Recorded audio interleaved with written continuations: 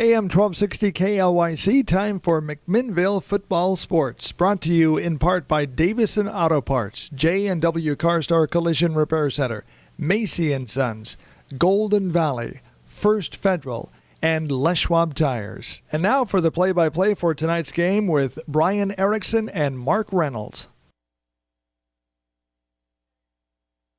Dave Adams, as we here at the film, and the dance team is going out there along with the band as we get started here. It's a play-in game as the McMinnville Grizzlies are hosting the McKay Royal Scots. Of course, McKay coming from the Salem area, coming in, Mark, with a season where they started off really strong with a big victory in Game 1 against the South Albany Rebels, but then it's been 8 losses in a row where they've really, really struggled.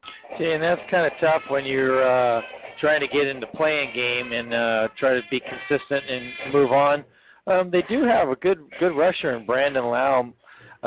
Carries 142 yards, 674 yards, and 6 TDs. So he can definitely run the ball and score some touchdowns. And a good wide receiver, too, Chris Williams. 31 receptions, 448 yards, and three touchdowns.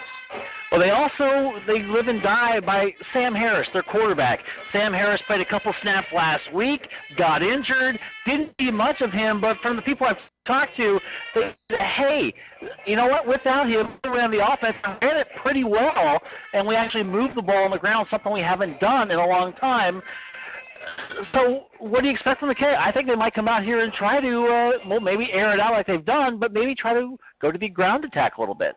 Well, you got to think that what you have going on right now. Receiving might be tough, and same hold on to the ball rushing, but you want to stay on the ground for a little bit and then open up your passing game. So it should be interesting. It will be very interesting. We've got lots of action here tonight from McMinnville High School Workman Stadium, and we will bring it all to you in AM 1260 KLYC. We'll be back after this 2-minute timeout. Davison Auto Parts in McMinnville. High school athletes strive to be the best they can be, and so does Davison Auto Parts. Davison Auto Parts, 1717 North Baker Street in McMinnville, takes pride in providing customers with the best quality parts and personal service. As a Napa Auto Parts dealer, Davison Auto Parts has fast access to an inventory of more than 400,000 parts. Davison Auto Parts, Baker Street, McMinnville, a trusted partner in keeping your vehicle safe on the road. If you're involved in a vehicle crash, you need to take your car or light truck to a repair center that will fix it right the first time. The philosophy of J&W CarStar Collision Repair Center in McMinnville is relax. We'll take it from here. Roger Fowler stands by his crew's reputation. J&W CarStar Collision Repair Center, 1100 Northeast Lafayette in McMinnville. There are times you simply need a friend. Someone who will stop and listen to your needs. Macy & Sons have been serving families here since 1903. 5 generations of their family taking care of yours.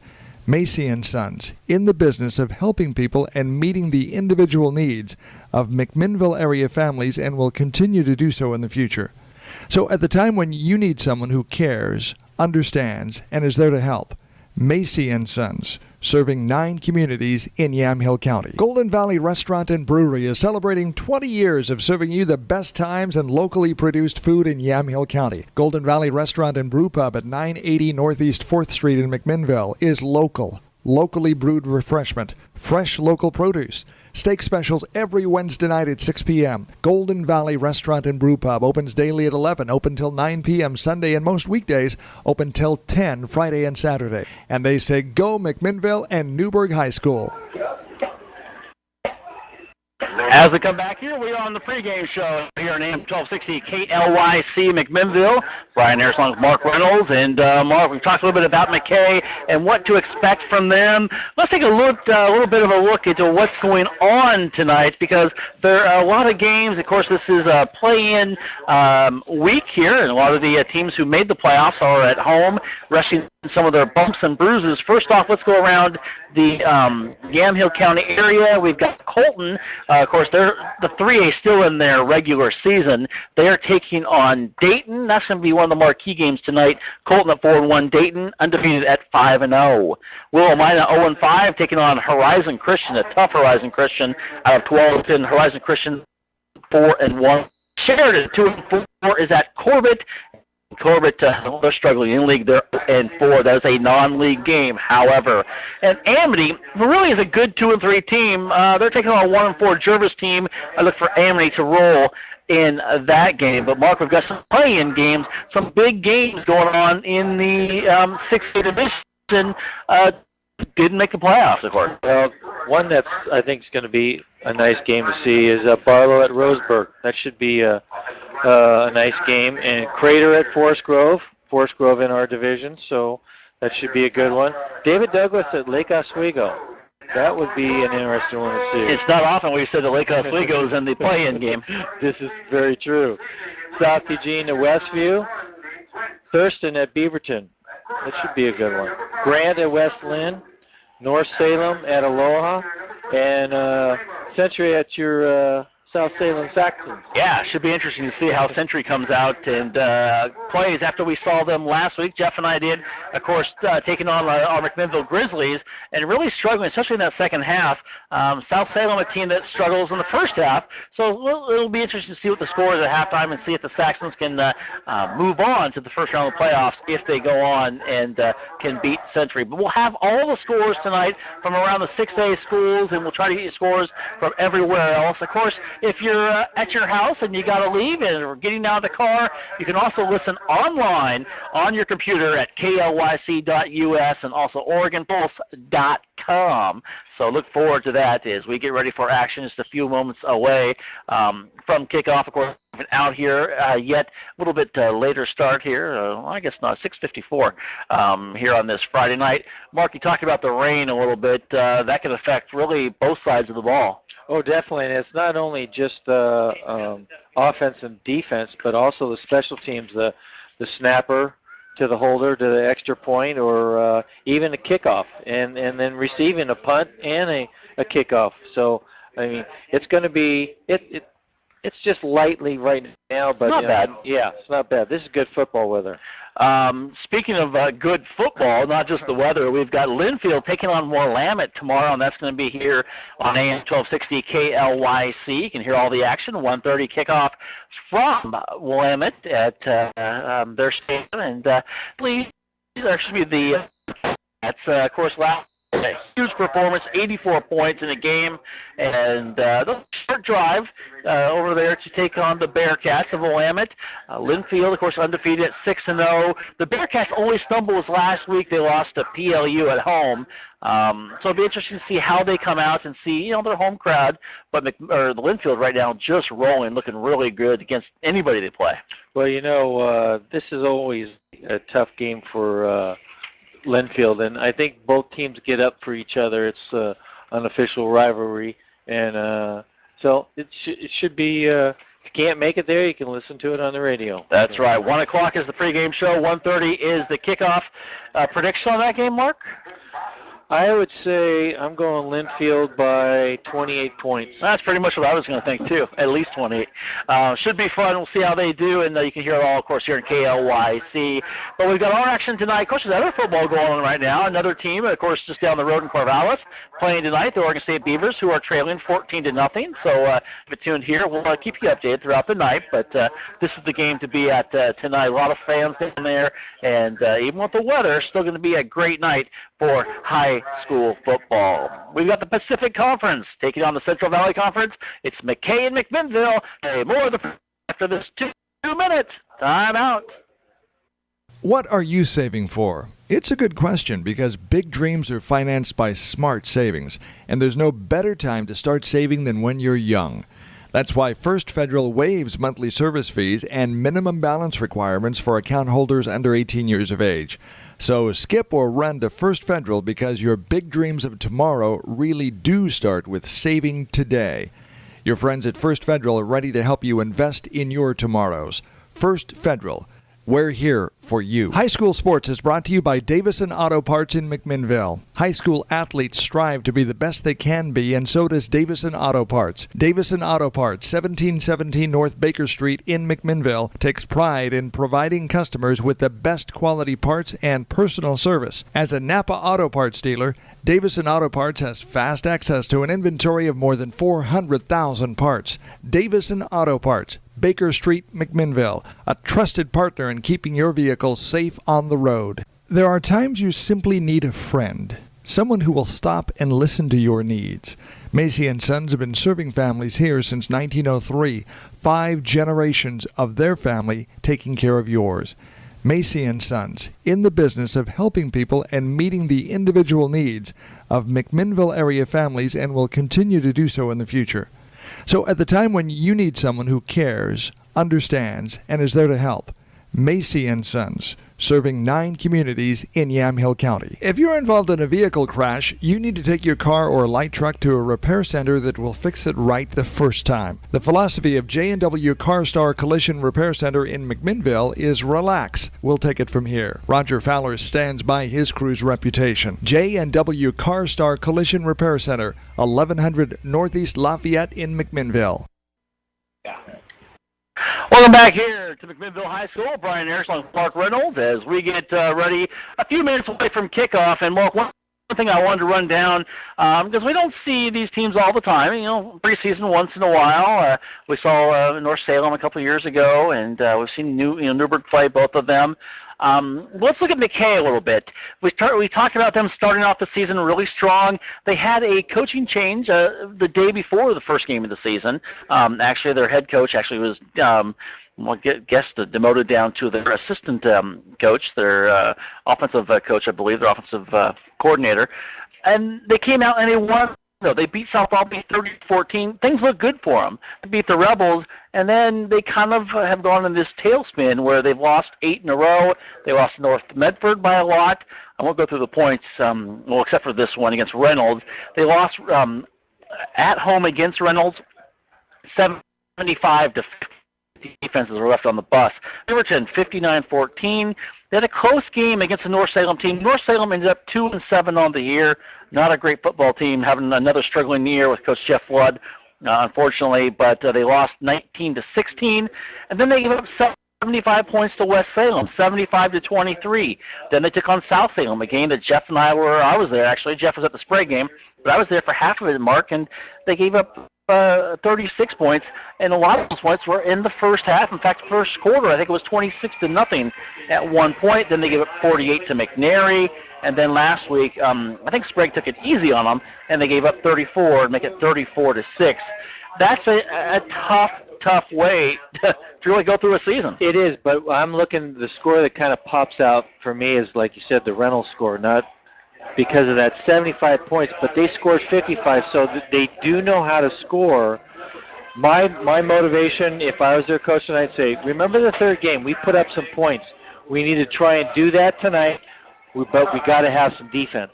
So I think that would be a good cue to fall back on and say, okay, this is our playing game tonight. Let's look at what we can do. Let's put up some points. Well, it's going to be interesting to see how they really decide to play this and make things happen because, Mark, they've got a coach who's very familiar with the wing T. Brett Rhodes, he was at Canby for a while, assistant coach, and he was there with Mike Doty, who was just the mastermind of the wing T. So they're familiar with it. They're familiar with Coach Hill's offense, and I would be surprised if Coach Hill decides to even change it up at all. I think he's going to go with it and see what happens. Point, Brian. Very good point. So, we've talked about this before, and the name of this game is the team that makes the least mistakes is usually the one that's going to be on top. And besides that, is if you control the line of scrimmage, offense, defense, and one thing I've said before, we've got a great field goal kicker now that adds an added bonus to the offense. That's what you look for. If it may come down to crunch time with 3 or 4 seconds left in the fourth quarter and you need that 25-yard field goal, Mac's got that. A lot of teams don't. So it's nice out here now. So if you're not doing anything and you want to have some fun, come on out to Wortman Stadium. You're going to see a good game. Yeah, it's going to be interesting to see how the Grizzlies come out, and we'll find out offensively later as they are going to defer, and they're actually going to ball first. They will be free, of course, and we'll have to see what they decide to do defensively and how they try to mix it up to go up against this McKay that does like to air it out. They've had some pretty long games this season. Just a reminder, you're listening to KLYC McMinnville. Glad to have you on this Friday night as we get ready to go, and Jacob Bannister getting ready to put a foot into the ball for the Grizzlies. He does a high end-over-end kick. That is going to be taken at the 5-yard line, cut across the fin, 15, 20, 25. Still on his feet is Lorenzo Sterling, and Sterling's hit once, hit twice, still on his feet, and they're finally going to throw him down, but not before he gets to the 30-yard line. Nice job there by Sterling to get things going, and that's what McKay needs, Mark. They need to get things going just a little bit to get in this game and to get them get their heads into it. That's a good starting field position at the 30 is really good. I do like what Mac did is defer it, because that's something that you want to put on your defense. Say, hey, we came out to play defense tonight, so show us what you got. All right. And I guess the question really would be who would be in at the quarterback, and it's like it's going to be Sterling in. See, it is Harris as McKay comes in their white uniforms. So it actually is Sterling, and they hand it off to their running back, and just powering through for about 4.5, 5 yards there was Brandon Lau, and Lau's going to be somebody you're going to hear a lot about tonight. They like to give him the ball. So Lorenzo Sterling starting off at quarterback for McKay, a little bit surprising. Yes, it is, and on the tackles, Grant Rubio, and I'll tell you what, he's going to be around the ball all evening. He shifts from left to right. He goes from end to inside. He's an impressive player to watch. Handoff once again, and just powering through is Lau, and breaks across for a nice run of about 8 yards to the 43-yard line. Right now, the offensive line making it look very, very easy for McKay. Definitely, Brian. It's one of those things where they definitely control the line of scrimmage, and they're getting off the ball faster than McMinnville is. But, you know, Hill, he makes adjustments, and he'll make a adjustment pretty soon, I'm pretty sure. Here they go as they get ready to go, and they go with 11:05 and hand off to Lau, and he is stopped immediately at the line of scrimmage for a short gain, maybe even a loss. Yeah, that was a good tackle. Yeah, it looks like maybe about a half-yard loss.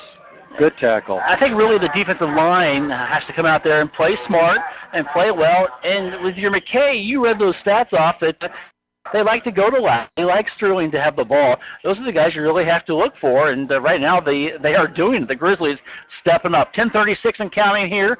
First possession of the ball game. As Grizzlies going to show blitz and pitch it. It's going to go to Lau, and Lau's going to try to go to the outside. Cannot make the corner, and may have got back to the line of scrimmage if he's lucky at the 43-yard line, their own 43. Let's see where they're going to place it, and they're going to move it there, and maybe just right at the 43-yard line. So what's a good pursuit on the defense? Really was, Brian, because Nash Luttrell, he was holding his blocker and keeping, and then finally got him to get him out of bounds. That's great for a defensive lineman to do that. And defense will be very happy to keep this clock running and just kind of give them short yardage and then bring up a big third down, which they have right now. Third and call it 10. Sterling drops back, looks, throws here to the right. It's tipped and incomplete, and it's going to bring up fourth down. Yeah, it's Grant Rubedo, and he has been awesome the last 2 weeks, Rubedo, and he has just been one of those guys, right place, right time, and brings up fourth down. What I like about watching him is if he's not in the play, he's got his arms up and he's trying to block. He's got great instincts. As it's 10:21 to go, here is the punt. They're going to be kicking it off, and the punt end is going to go to the right, hits about the 24, and then it's going to be at the 13-yard line and trying to run it up for a short gain there. It's Scanlon, and the Grizzlies will take it at the 21-yard line. And they get ready to go, and 10:09 to go, their first possession. And let's see what they decide to do offensively. The Grizzlies are in their red uniforms, and they've got the black and white stripes, the black helmets with the white M on it as they get ready to go for the first possession, going to be marked back at the 21-yard line. It's a good starting position right now. All righty, of course, quarterback is Gage Gabrud. Rubedo, he goes over to the tight end position, and they've got some movement, and they're going to get it to Scanlon. Scanlon's going to go forward. He's going to get a pick up of about 5 yards to the 26-yard line, and the offensive line credited with that play there. Nice move, and nice job by the line to get things going. Good point, Brian. It was. They just opened up the zone. Scanlon, he's quick, very quick. Nice cut, went up and got a nice 5 yards. Great job. Grizzlies being very methodical as they come out there, packing it in. And then we got flags going. That was a handoff to Silver, but the officials blew the play dead.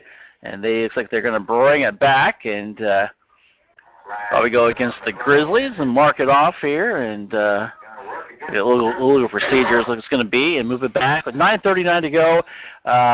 You got to like the way that, they're coming out. Very methodical, not really rushing things. No, they really aren't. They're doing, I think this is what they want to do. They want to put it on the ground, see if they can get it over the 50, and then start airing it out. That would be great. I mean, the offensive line is really doing a good job so far for the run game.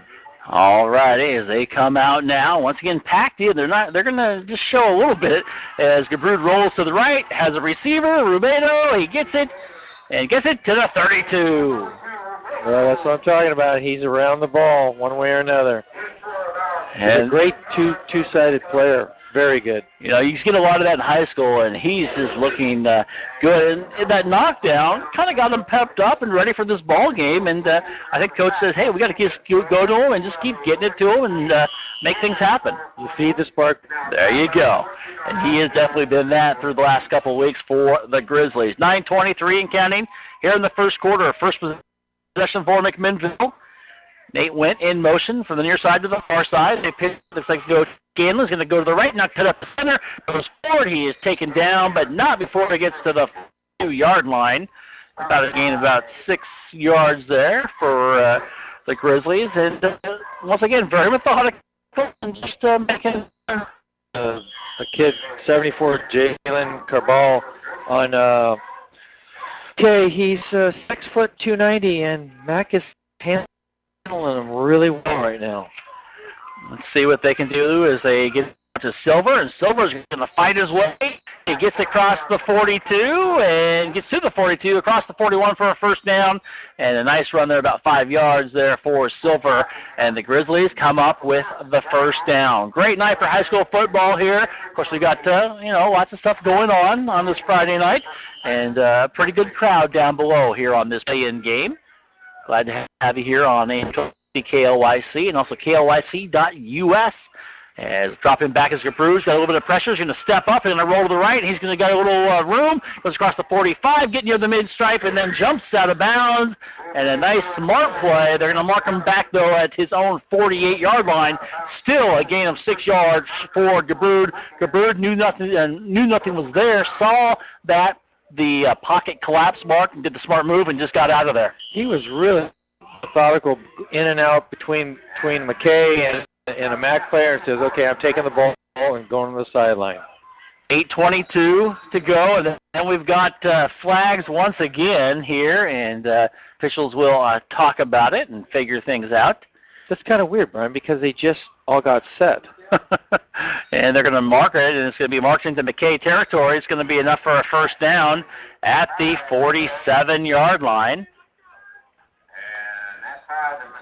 All righty, as we get ready, look over the McKay sidelines, Mark. They don't have a lot of depth over there. So the Grizzlies can hold tough, fight tough in this first half, wear them out. They're going to have some opportunities that they may not have now. They will have those in the second half. Good point. You can if Matt gets a nice, comfortable lead, just go to the ground game and chew up the clock. Silver gets the handoff, and he is wrapped up, and he gains about 2 yards. On the tackle was Orlando Lupien, the junior Lupien, with a nice tackle there after only a couple yards. And that's what McKay's going to have to do, is they're going to have to hit him at the line of scrimmage and pull Silver down or Scanlon down, even Gabrud immediately. I like to see Silver run a long one, and I just go, hi-ho, Silver. Oh, you've already set that one up. Can't use it now. As Gabrud gets it, he's going to roll here to the left. Looking. He has a blocker. He throws it, though, and it's caught by Went at the 30, 25, down near the 22-yard line.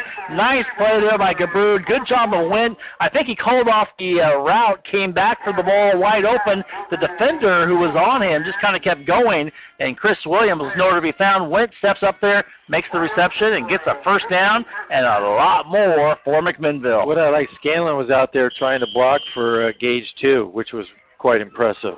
Darby Ramos here on the near side, the lone receiver for McMinnville. And Silver gets the ball. Oh, they confused everybody, including myself. Wink gets it. He goes inside the 15, down near the 12-yard line, maybe even the 11. A good job there of misdirection, and, it confused me, of course, and they got more and got a first down and gain, let's see if they're going to mark it. They're going to mark out the 11, so just about 10 yards, just over 10 yards for McMinnville. It's going to be 1st and 10. They're on the 11. They can still get a first down. 2 receivers on the far side. And now in motion is Grant. Is it Grant Rubedo? Yeah. Yes, it is, and Went. Also now in motion. They're going to pitch it, and it's going to go to funky cold Christian Medina. He goes forward, and he gets inside the 5 to the 4-yard line. Good job of just getting his head down and just rolling in there, and did a good job of carrying his man, a gain of about 6 yards. Good point, Brian. He was just following his blockers and put his head down and says, I'm going to get some yardage out of this one. I may have even shortchanged him there. It may have been 7 yards. I don't think he'll hold it again. I hope not. I really hope not. Ramos here on the near side. Wing T formation. We're going to see that pretty much all night long. Gabrud hands it off and going to the right and then into the inside. Gets near the goal line is Scanlon, and they give it to him. Touchdown, Grizzlies. Tanner Scanlon with the run. Gets it in there just enough for the score, and the Grizzlies have scored first here for McMinnville High School. I like their play calling in this drive. This was nice. 2 or 3 runs and then open up with a pass and come back and go with a run. It's great opening drive for McMinnville. Coming on is Bannister now, and he will kick the extra point. Here is the kick. The kick is high, and the kick is long, and the kick is good. 6:21 left to go in the first quarter. McMinnville strikes first. They lead 7-0. You're listening to the KLYC Game of the Week. We'll be back after this 1-minute timeout. What are you saving for? It's a good question because big dreams are financed by smart savings, and there's no better time to start saving than when you're young. That's why First Federal waives monthly service fees and minimum balance requirements for account holders under 18 years of age. So skip or run to First Federal because your big dreams of tomorrow really do start with saving today. Your friends at First Federal are ready to help you invest in your tomorrows. First Federal. We're here for you. High school sports is brought to you by Davison Auto Parts in McMinnville. High school athletes strive to be the best they can be, and so does Davison Auto Parts. Davison Auto Parts, 1717 North Baker Street in McMinnville, takes pride in providing customers with the best quality parts and personal service. As a Napa Auto Parts dealer, Davison Auto Parts has fast access to an inventory of more than 400,000 parts. Davison Auto Parts, Baker Street, McMinnville, a trusted partner in keeping your vehicle safe on the road. As we come back here, the Grizzlies are going to kick it off. Here comes Bannister. He's going to kick it high to be taken at about the 5-yard line. Going to roll across the 10, 15, rolling into the inside, rolling to the outside now, and finally taken down is Chris Williams, but not before Williams gets to the 21-yard line, and that's where McKay will take over 1st and 10. I'll tell you, Brian, the way he was holding that ball, kind of like a loaf of bread, I'm going, oh, just someone hit his arm and get a fumble and take it in, and let's control this first quarter. Right now it has been McMinnville, and they've been very successful in doing that. It's just a matter of now what they do on defense, if they can make another stop and get up big and really put in the ground quickly. Definitely. Just a score from Corvallis for you. The USC Trojans and Oregon State Beavers tied up at 14. That's in the first quarter. 14 all. Actually may be close to the second. I'll give you an update on that throughout tonight as well as we get flags flying in from everywhere. Actually, it is the second quarter. And so 14-14. We got a crazy game there also in Corvallis. 6-11 here. McMinnville leads 7-0. Right now, both, well, I don't know if both teams, but McKay just struggling trying to get into it a little bit. It's a good point, Brian. The team just seems, I don't know if they're nervous or whatever, but it's like they've got some decent players like we talked in the pregame. They just have to, get it together and try and block. One of their big problems throughout the year is they get down early, and it's like they almost give up. Shotgun formation, and the pitch over to Lau is going to try to go on the left-hand side. He has hit once, and he has taken down. Good job there by Garrett Adams. Adams, the junior, going there, the senior making the play and getting a loss of about 3 yards. It was a great play because they just pushed it out to their right, and Garrett just went out and got him. And nice, sure-handed tackle. Very good tackle. Defense looking very good right now, going at the McKay Royal Scots and going at them pretty quick. Blitz every time, trying to make no openings. As rolling out to the right is Sterling. Sterling's going to go back to the left. He's going to wrapped up way back at the 15-yard line and taken down. Good job there. Rubedo in on the sack there. Also in on the sack is Colton Height back there. And they bring it on back, and they're going to mark it at the pretty good spot there, the 16-yard line. Huge loss for McKay. Good pursuit by McMinnville, and he had no place to hide. 5:06 and counting. McKay struggling now. They're going backwards in the last two plays, I should say. Chris Williams here on the near side with us Dylan James over on the far side for the Royal Scots. And now Sterling looks. He's got to hurry up. He's going to get wrapped up, and he is hit inside the 5-yard line. Taken down. Oliver Vera jumping up on him. The big junior steps up there and takes him down for another huge sack back at the 7-yard line. Brian, I didn't know if he was going to tackle him or give him a bear hug. It was just an incredible tackle. Wow, I mean, he just jumped up. Sterling didn't know what he could do. He was going to throw it right into his face mask or eat the ball. He ate it and then got jumped on, and that's going to bring up fourth down at about 29. And they're going to have to punt it away, and it's kicking it off to Sterling. Not a good kick. It hits about the 37. Here it is, taken there by Scanlon. Going to roll on the left side. He's hit 30-yard line and then taken down near the 27. And the Grizzlies will have great field position as they will start at the 27-yard line of the Royal Scots. Well, I'll tell you what, when your offense can start on the opponents inside their 50, you're doing something right. So this is going to be, I think this possession, the defense for McKay's really has to step it up to stop a game that can get out of hand very quickly. Nathan Clevenger over on the far side. Also, I think over there is Silver and Went. Trips on the far side. Single coverage, and looks like they might try to exploit that as Gabruder's in shotgun formation, looking to the center, throws to the center, and Rubedo catches it inside the 10, fights his way near the goal line. They're going to mark him down at the 1-yard line. I have to tell you, that was a crisp pass, and Grant grabbed it, and the defender hit him, and he says, I'm not going down yet, and he kept going.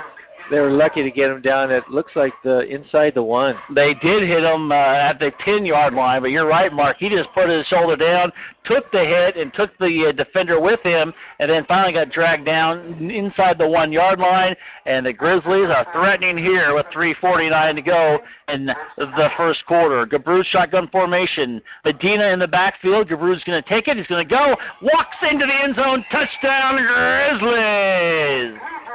Boy, I'll tell you what, that offensive line made a hole a semi could go into. Great job by the offensive line. I think you and I could have ran through that one. And Gabrud, he knew that he was going to take it. They threw Medina back there just as a decoy. They went after that, and Gabrud just kind of rolled to the right and walked into the end zone for the 1-yard run. You know, you kind of want to think what the quarterback, when they see that sort of opening, you know, it's like, oh, boy, this is going to be fun. Yes, they did, and that's going to be fun, too, as the extra point is good. And by Bannister, the Grizzlies have extended their lead.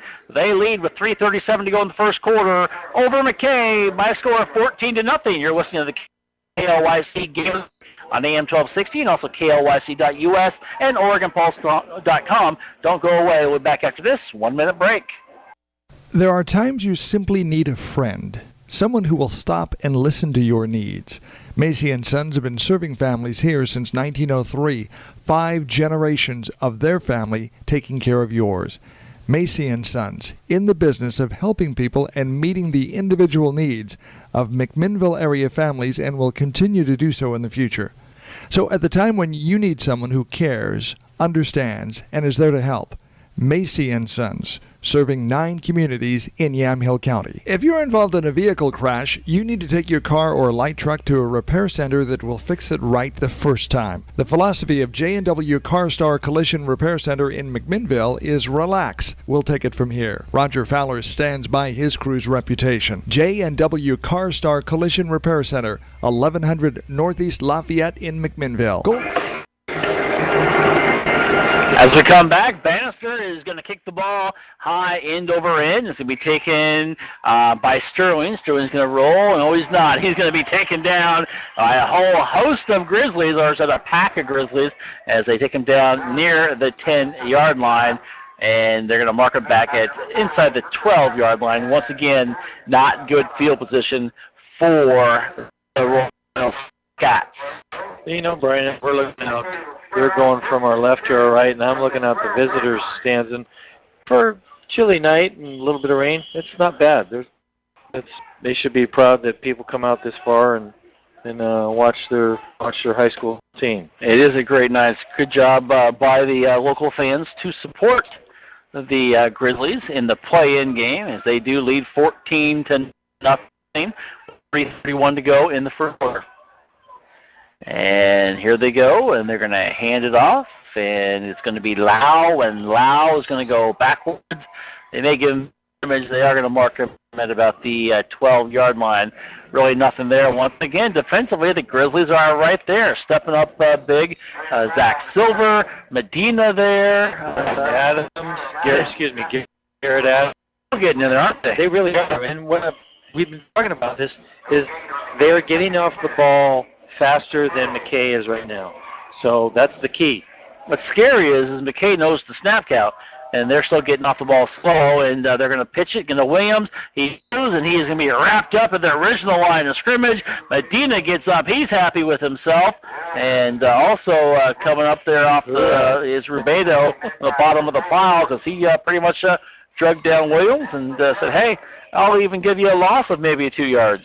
But what I'm liking about this defense I'm seeing right now is they're going lateral. They're pushing it to go outside. They're staying with their blocks till they get to the point where they can grab the running back or the quarterback and just take them down. It's good tackling. It's going to bring up 3rd down and 11. Ball sitting at the 11-yard line with 2:15 and counting to go here in the first quarter. As McKay, shotgun formation. Sterling's going to hand it off. No, he's going to keep it and missed. Just went right through a tackle. Good job by Sterling. Keeps it going. Stringing it out to the left-hand side. Finally going to be taken down. He had some room, but got about the 18-yard line. Rubedo was right there, just kind of a whiff. Put his arms together, and Sterling just kind of walked right through it. But still good job of pursuit by the rest of the defense to bring him down after a gain of about 4 or 5 yards. Penalty on the play, and looks like Mac is going to decline it because they'll make 4th down. All right, I didn't see what the penalty was, but they are going to bring it on back, and they're not. They're going to decline it. That should bring up 4th down there with 1:58 to go here in the first quarter. Good job there, McMinnville pursuit, and they should get decent field position once again if all hell holds well on this punt. Definitely. Scanlon's back. He's been pretty busy already in this first quarter already. All right, Scanlon standing at his own, the McKay 48-yard line as they get ready to sit. And getting a kick is Sterling, and it's going to be caught back at the 45, picked up at the 43 by Scanlon. He's going to try to break through his own player, and then gets wrapped up. He's near midfield, may not even got there, back at the 49-yard line, and that's where the Grizzlies will start. Still decent field position as well. It is, and it's like, the shorter you go, the easier it is. So starting on your own 49.5, that's good field position. That's what Mac's done so far. I'll give you some scores from around the other play-in games. Roseburg's on top of Barlow at home, 6-0. David Douglas trailing Oswego at Laco, 7-0. It's Wesleyan on top of Grant right now, 14. Our score is the exact score, 14-0 in favor of the McMinnville Grizzlies. Here comes Gabrud, rolls to the right, has a receiver, and he double pumps, comes back, and then he just tries to shuttle pass it. It's going to be incomplete. Good job there by Gabrud. Would have lost about 8 yards there, and just kind of threw the ball down at the receiver's feet, so he couldn't catch it. It is incomplete. Going to bring up second down. We've talked about this before. 2 years ago, even last year, he would have taken a sack on him. Right. This year, he has gotten so smart, quarterback savvy. He is really an intelligent quarterback. It's really fun to watch him. And he is playing smart football right now as they come back up here and going to try to make things happen. Second down and 10. 1:36 to go as Gabrud rolls to the left. Looking. Here on the near side, a 35-yard line by Ramos, and Ramos gets down inside the 30, and Gabrud was hit after he threw the pass, and he got thrown to the ground. He's got to put his uniform back on. He's a little shaken up, but there is a flag way back at the 47-yard line in the backfield as well, and it could be roughing the passer is what possibly could be going on here. See what they decide to call on this, Mark. I just saw the pass. I didn't see what was going back to the back. Yes, Brian, it was almost a catch. It's against Mac. Okay. So the official who spotted the ball down here on the near side is going to come back there, and they're going to say it's going to be a little block to the back, apparently, against McMinnville. After all that, they are going to bring it way, way back. It's too bad you got to play like that and have to holding. As they come back, and they are going to bring it on back. Going to bring up second down now with 1:28 to go. They want to get another score in here, Mark, and kind of get things going a little bit quicker and do that, and then going half leading or going 21-0. That's been their MO. If they could do that now, they'd like to, but they just need to get some points on there and just put a little bit of pressure against McKay. And like we talked about, if you get a good lead and then you just let your ground game eat up the clock and get your defense too. He drops back. It is second down now. Do a little draw play. It's going to be caught here by Scanlon. He goes forward. He gets across the 40, 50. One guy broken. Across the 40. On the feet. One guy to make it. You know one's going to hit him. Inside the 20, 10. Touchdown. Zach Silver with the run. Oh, man, what a run it was. It's 63 yards by Silver with the touchdown. Just when they kind of lulled everyone to sleep, goes in there and gets the big score. I know you're going to hear it. Hi-ho, Silver! Oh, Mark, you've been waiting to say that all. Kind of scary. Big score there by the Grizzlies, and they add to their lead 21-0 if they can get this extra point here as Bannister comes on to kick. The kick is up, and the kick is good. 1:14 left to go in the first quarter. McMinnville leads 21-0. You're listening to the KLYC Game of the Week. We'll be back after this 1-minute timeout. 20 years of serving you the best times and locally produced food in Yamhill County. Golden Valley Restaurant and Brew Pub at 980 Northeast 4th Street in McMinnville is local, locally brewed refreshment, fresh local produce, steak specials every Wednesday night at 6 p.m. Golden Valley Restaurant and Brew Pub opens daily at 11, open till 9 p.m. Sunday, and most weekdays open till 10 Friday and Saturday. And they say go McMinnville and Newburgh High School. What are you saving for? It's a good question because big dreams are financed by smart savings, and there's no better time to start saving than when you're young. That's why First Federal waives monthly service fees and minimum balance requirements for account holders under 18 years of age. So skip or run to First Federal because your big dreams of tomorrow really do start with saving today. Your friends at First Federal are ready to help you invest in your tomorrows. First Federal, we're here for you. As we come back here at McMinnville High School, Brian Erickson along with Mark Reynolds, and people have been asking, we've been getting texts, we've been getting people calling in, where's Jeff at? We'll talk about that maybe later. No, we won't.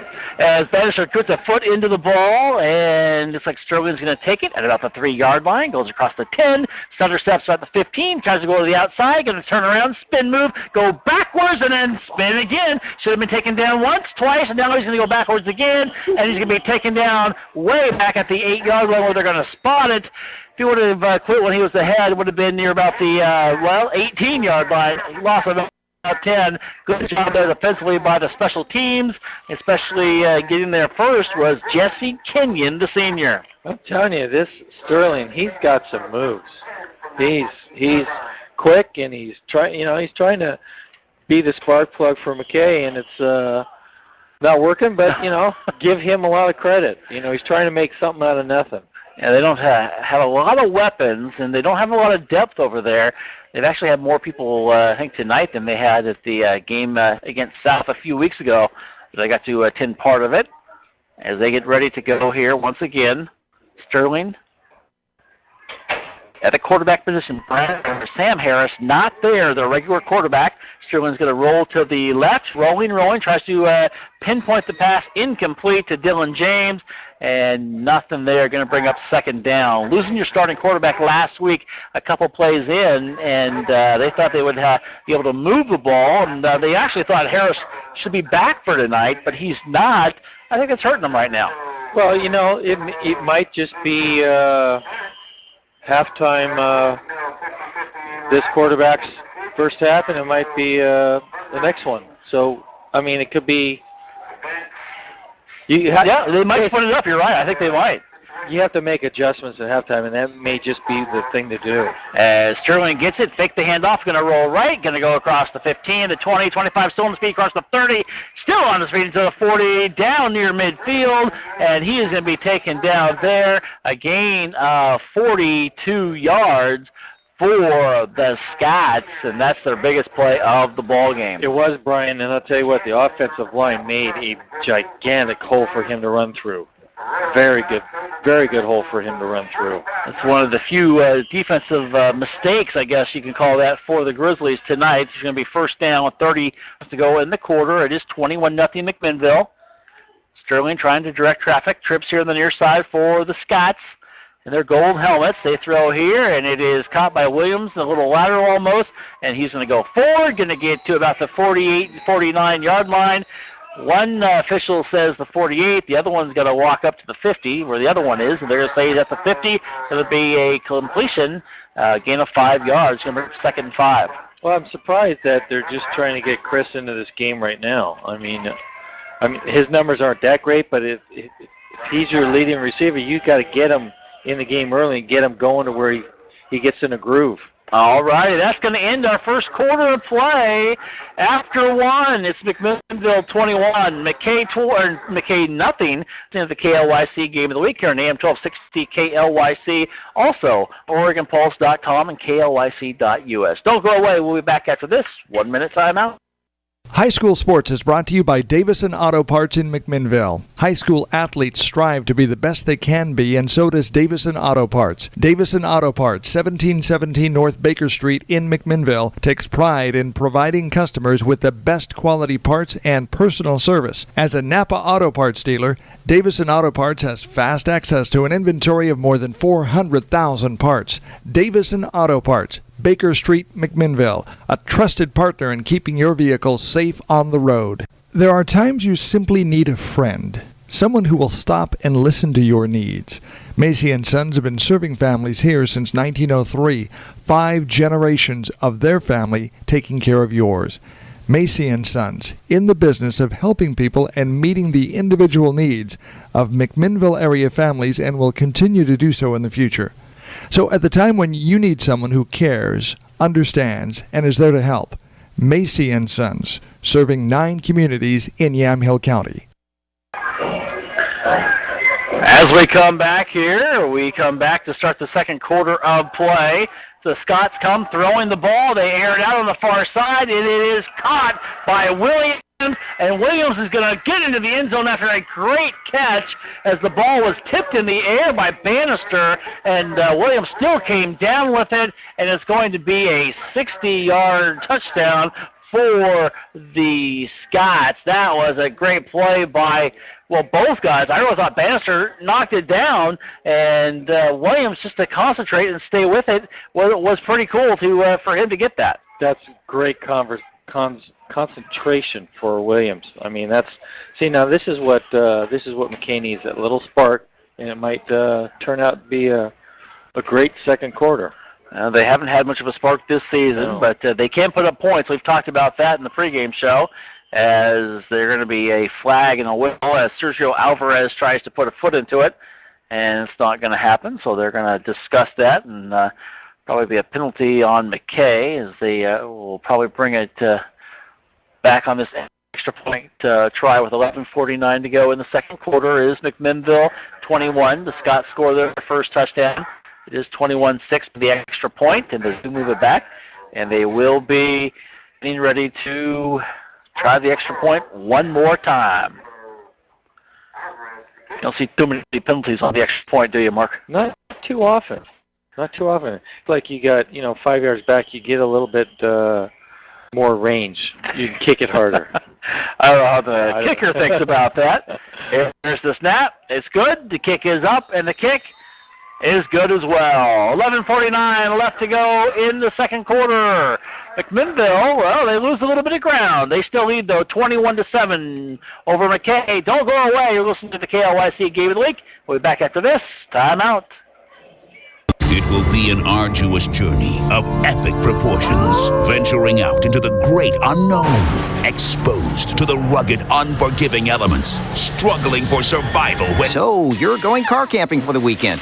Here at Les Schwab, we can get you travel ready in no time. That's because every tire we sell comes with lifetime protection, including free pre-trip safety checks and more, plus a great price. That's our best tire value promise. I could hug you. Les Schwab, doing the right thing since 1952. Golden Valley Restaurant and Brewery is celebrating 20 years of serving you the best times and locally produced food in Yamhill County. Golden Valley Restaurant and Brew Pub at 980 Northeast 4th Street in McMinnville is local. Locally brewed refreshment, fresh local produce, steak specials every Wednesday night at 6 p.m. Golden Valley Restaurant and Brew Pub opens daily at 11, open till 9 p.m. Sunday, and most weekdays open till 10 Friday and Saturday. And they say go McMinnville and Newburgh High School. As we come back here, we get ready to have the kickoff there by Alvarez. Here's a score for you from the News Register. Dayton 35, Colton 0. That's after one quarter. Dayton rolling over a 4-1 Colton team, so that's huge. Definitely, and that's I think somebody's on all cylinders right now. Yeah, Dayton is really on all cylinders, aren't they? As the kick is up there by Alvarez. It's taken about the 17, 18-yard mark. Almost breaking it there was Scanlon. Scanlon knew it before he was tripped up at about the 33-yard line. There wasn't much any players around from him, and I bet you he was just licking his chops going, I can see this. I can smell that end zone. It's a nice play by McKay to keep him from going all the way. Yeah, they really would have liked that. Of course, up the 7 points, something that the defense was probably shaken up about. Try to get a shutout tonight. I know their goal was at least the first half. They throw to the right side. It's caught by Silver. He's going to cut it inside now, a few yards to about the 38-yard line. I'm really liking the play calling right now. run and pass, they're opening up. And main thing you got to do is you got to protect Gage. Yeah, and that's highly important if if he you want can to go on to the second round. If he can stay healthy and has time to throw back there, I think you are very productive. I think you're right, because the offensive line has done a good job to protect him all season long. As Silver gets the ball, he's going to be hit in the backfield. He's going to try to cut it up. He's going to be wrapped up and then thrown backwards, and they're going to give him forward momentum almost back to the line of scrimmage. Should be a slight loss at the 37-yard line, and really not much there for the Grizzlies. Good job of packing it in there by the Scots. Good job by pursuing. And I'll tell you what, Silver is really fast. Really fast. It's nice to watch him. All righty, as they come out here slowly, methodically, as they always are, seems like, as Wentz here in the near side. And they try to go over to the far side. No, they come back to the near side. Here's Went. He's catching it, and he does a good job of holding on to it and going out of bounds at the 45-yard line. Went smartly ran the route just enough for a first down and got just that yard he needed to get. I'll tell you, the KLYC Williams DB on the other side, I'm surprised there wasn't a flag. He was all over the wide receiver. But that's okay because they got the first down. 21 to go in the second quarter. It is 21-7 in favor of McMinnville. The battle of Mick, some people have called it. And here's the handoff, and Medina really not much room, but he did get a couple. It was taken down there by Carl Emmerich. Second down, Nate. I like how they're letting all the running backs get their touches in this first half so far. It's great. You usually if you got a back that you feature, he'll get 10, 15 in the first and 10 or 15 in the second. So it keeps the backs fresh too. Clevenger on the far side along with Went. Gabruz rolling to the left. He throws to his favorite receiver so far. He catches it inside the 40, down near the 36-yard line. 1 point tonight. Gabrud was 4 for 4 and 122 yards. He's extended that already quite a bit, and he has just been on fire tonight, having himself a perfect game and just throwing passes in the right spots at the right times and just moving those flags for the Grizzlies. Well, like you said, Brian, Wentz running some precise patterns right now, and Gage is just getting it right there to him. Gabrud rolls to the right, play action pass, has a receiver, and is incomplete.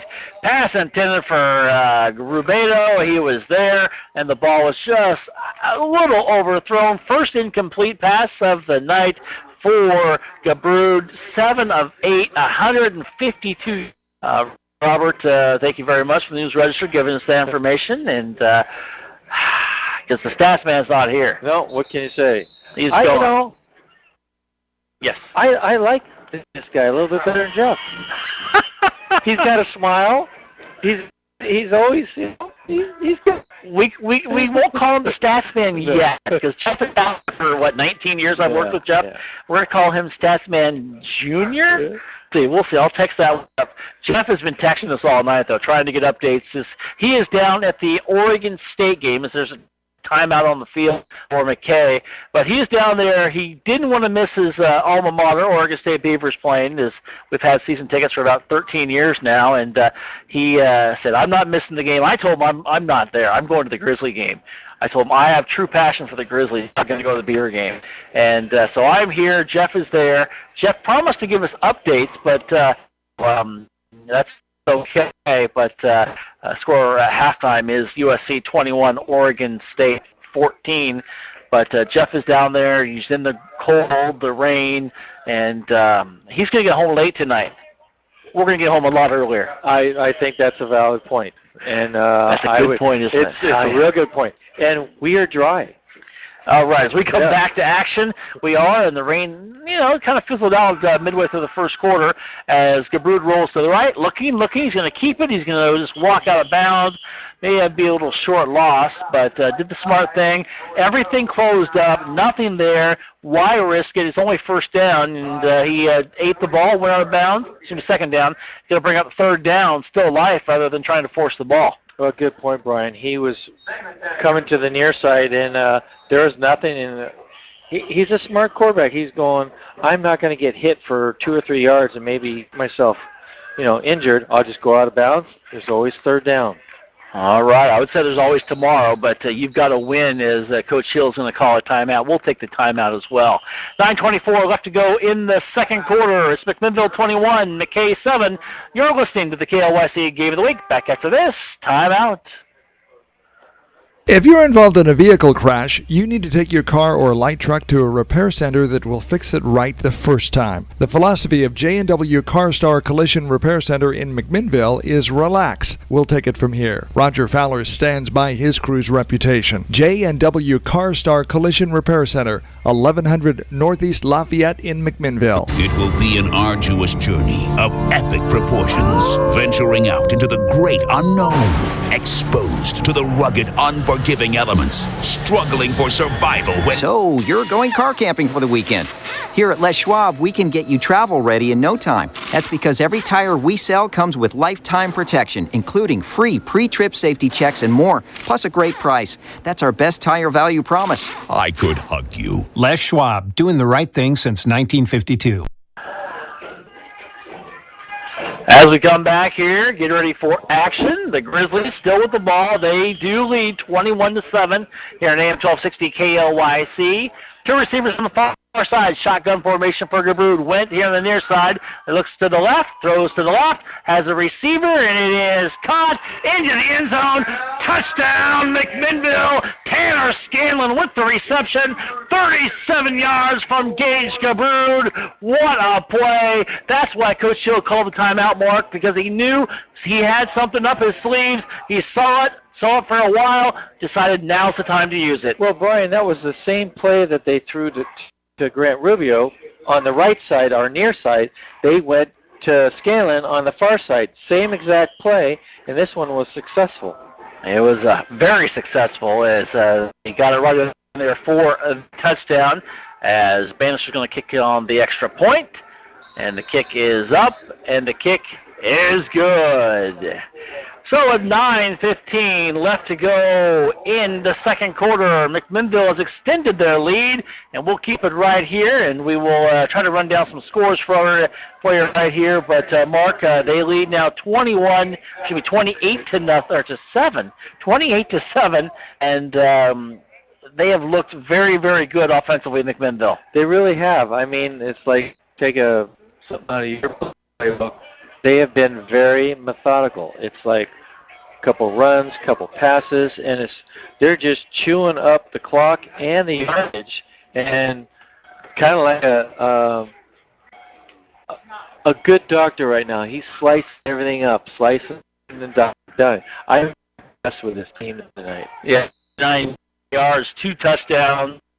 Robert Hussman from the News Register giving us information as Chief Statsman Jr. tonight. And, you can do that all night long, and I think you'd be very, very happy with that. And right now I think they're very happy with the play, and the defense is playing pretty well themselves, and that's why they lead 28-7, still 9:15 to go in the second quarter. And the other bonus to that is, Brian, then Matt gets the second half kickoff. You're exactly right. Forgot about that.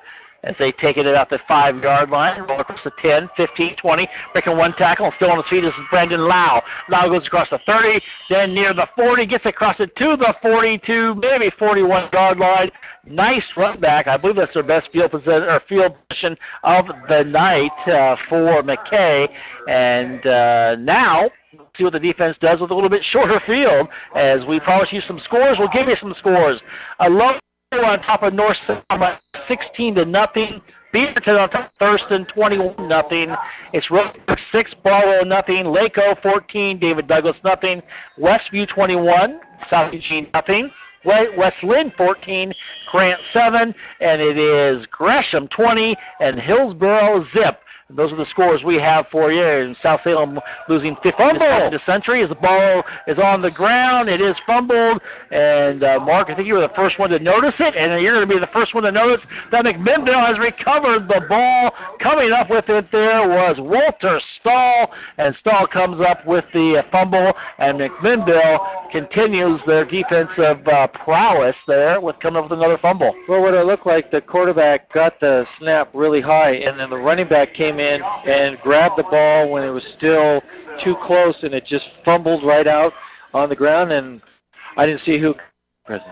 Yeah, Stahl was the one who did get it, and so good job there by the defense. And now you're McMinnville. You want to just keep following up and see what you can do. Put the pedal down a little bit further on this Royal Scott team. DeBrood, shotgun formation.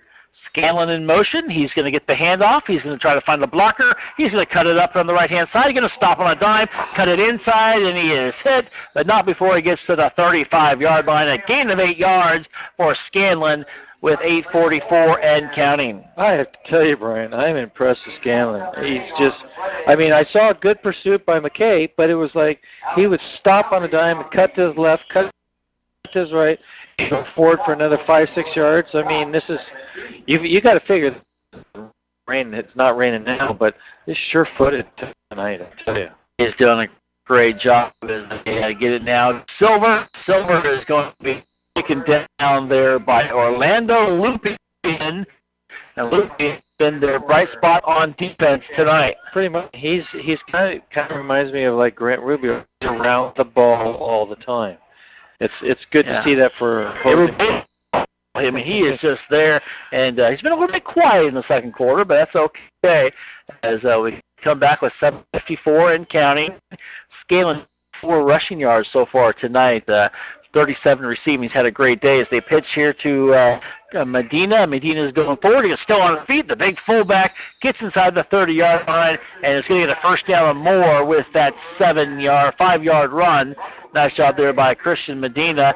And you don't see the fullback position very often anymore, but he is your prototypical fullback, and he just gets the job done when he needs to, when the Grizzlies need him to, and he does it there to pick up another first down, 1st and 10 from the 30-yard line. I have to tell you, Brian, he kept those legs moving, and they had 2 guys on him. He still was driving with the ball. Scanlon the handoff and the roll to the right. Gets inside the 25, gets inside the 20, down near the 16-yard line. Good job there by Scanlon. He's finally taken down, and it looks like he was taken down there by KLYC Williams.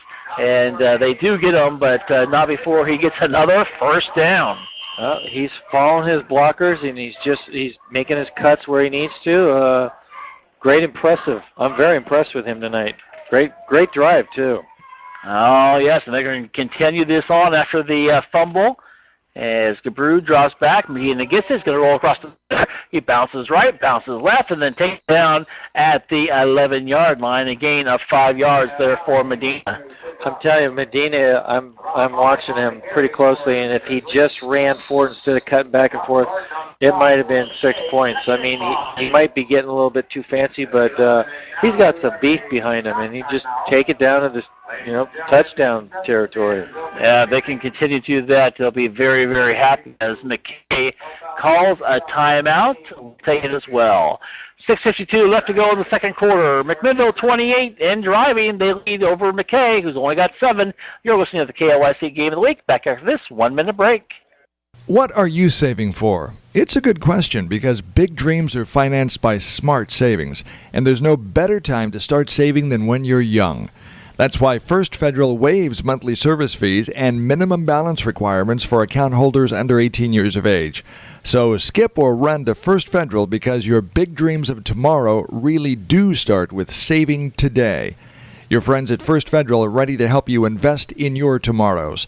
First Federal.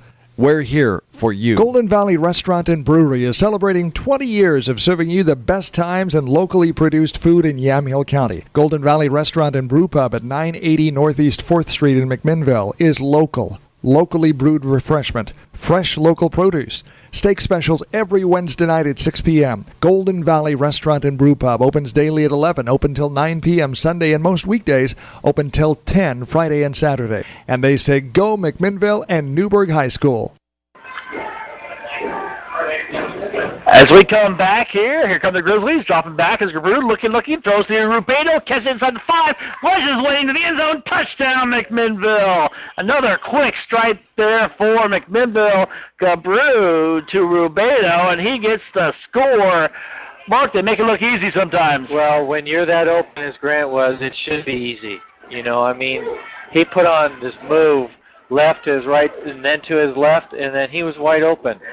Wow, we've talked about a lot of points given up by McKay this season. Early in the, throughout the nights, they've given up 75 at one time, gave up 56 one night, a lot of 35. McMinnville's already got 35, and still 6:42 to go in the second quarter. They look easy at times. Got to give it to the defense, though. They've also given them short fields and actually made McKay work. A lot of these guys work on both sides of the ball, getting a little worn out already. Well, 6.5 minutes left in the second quarter.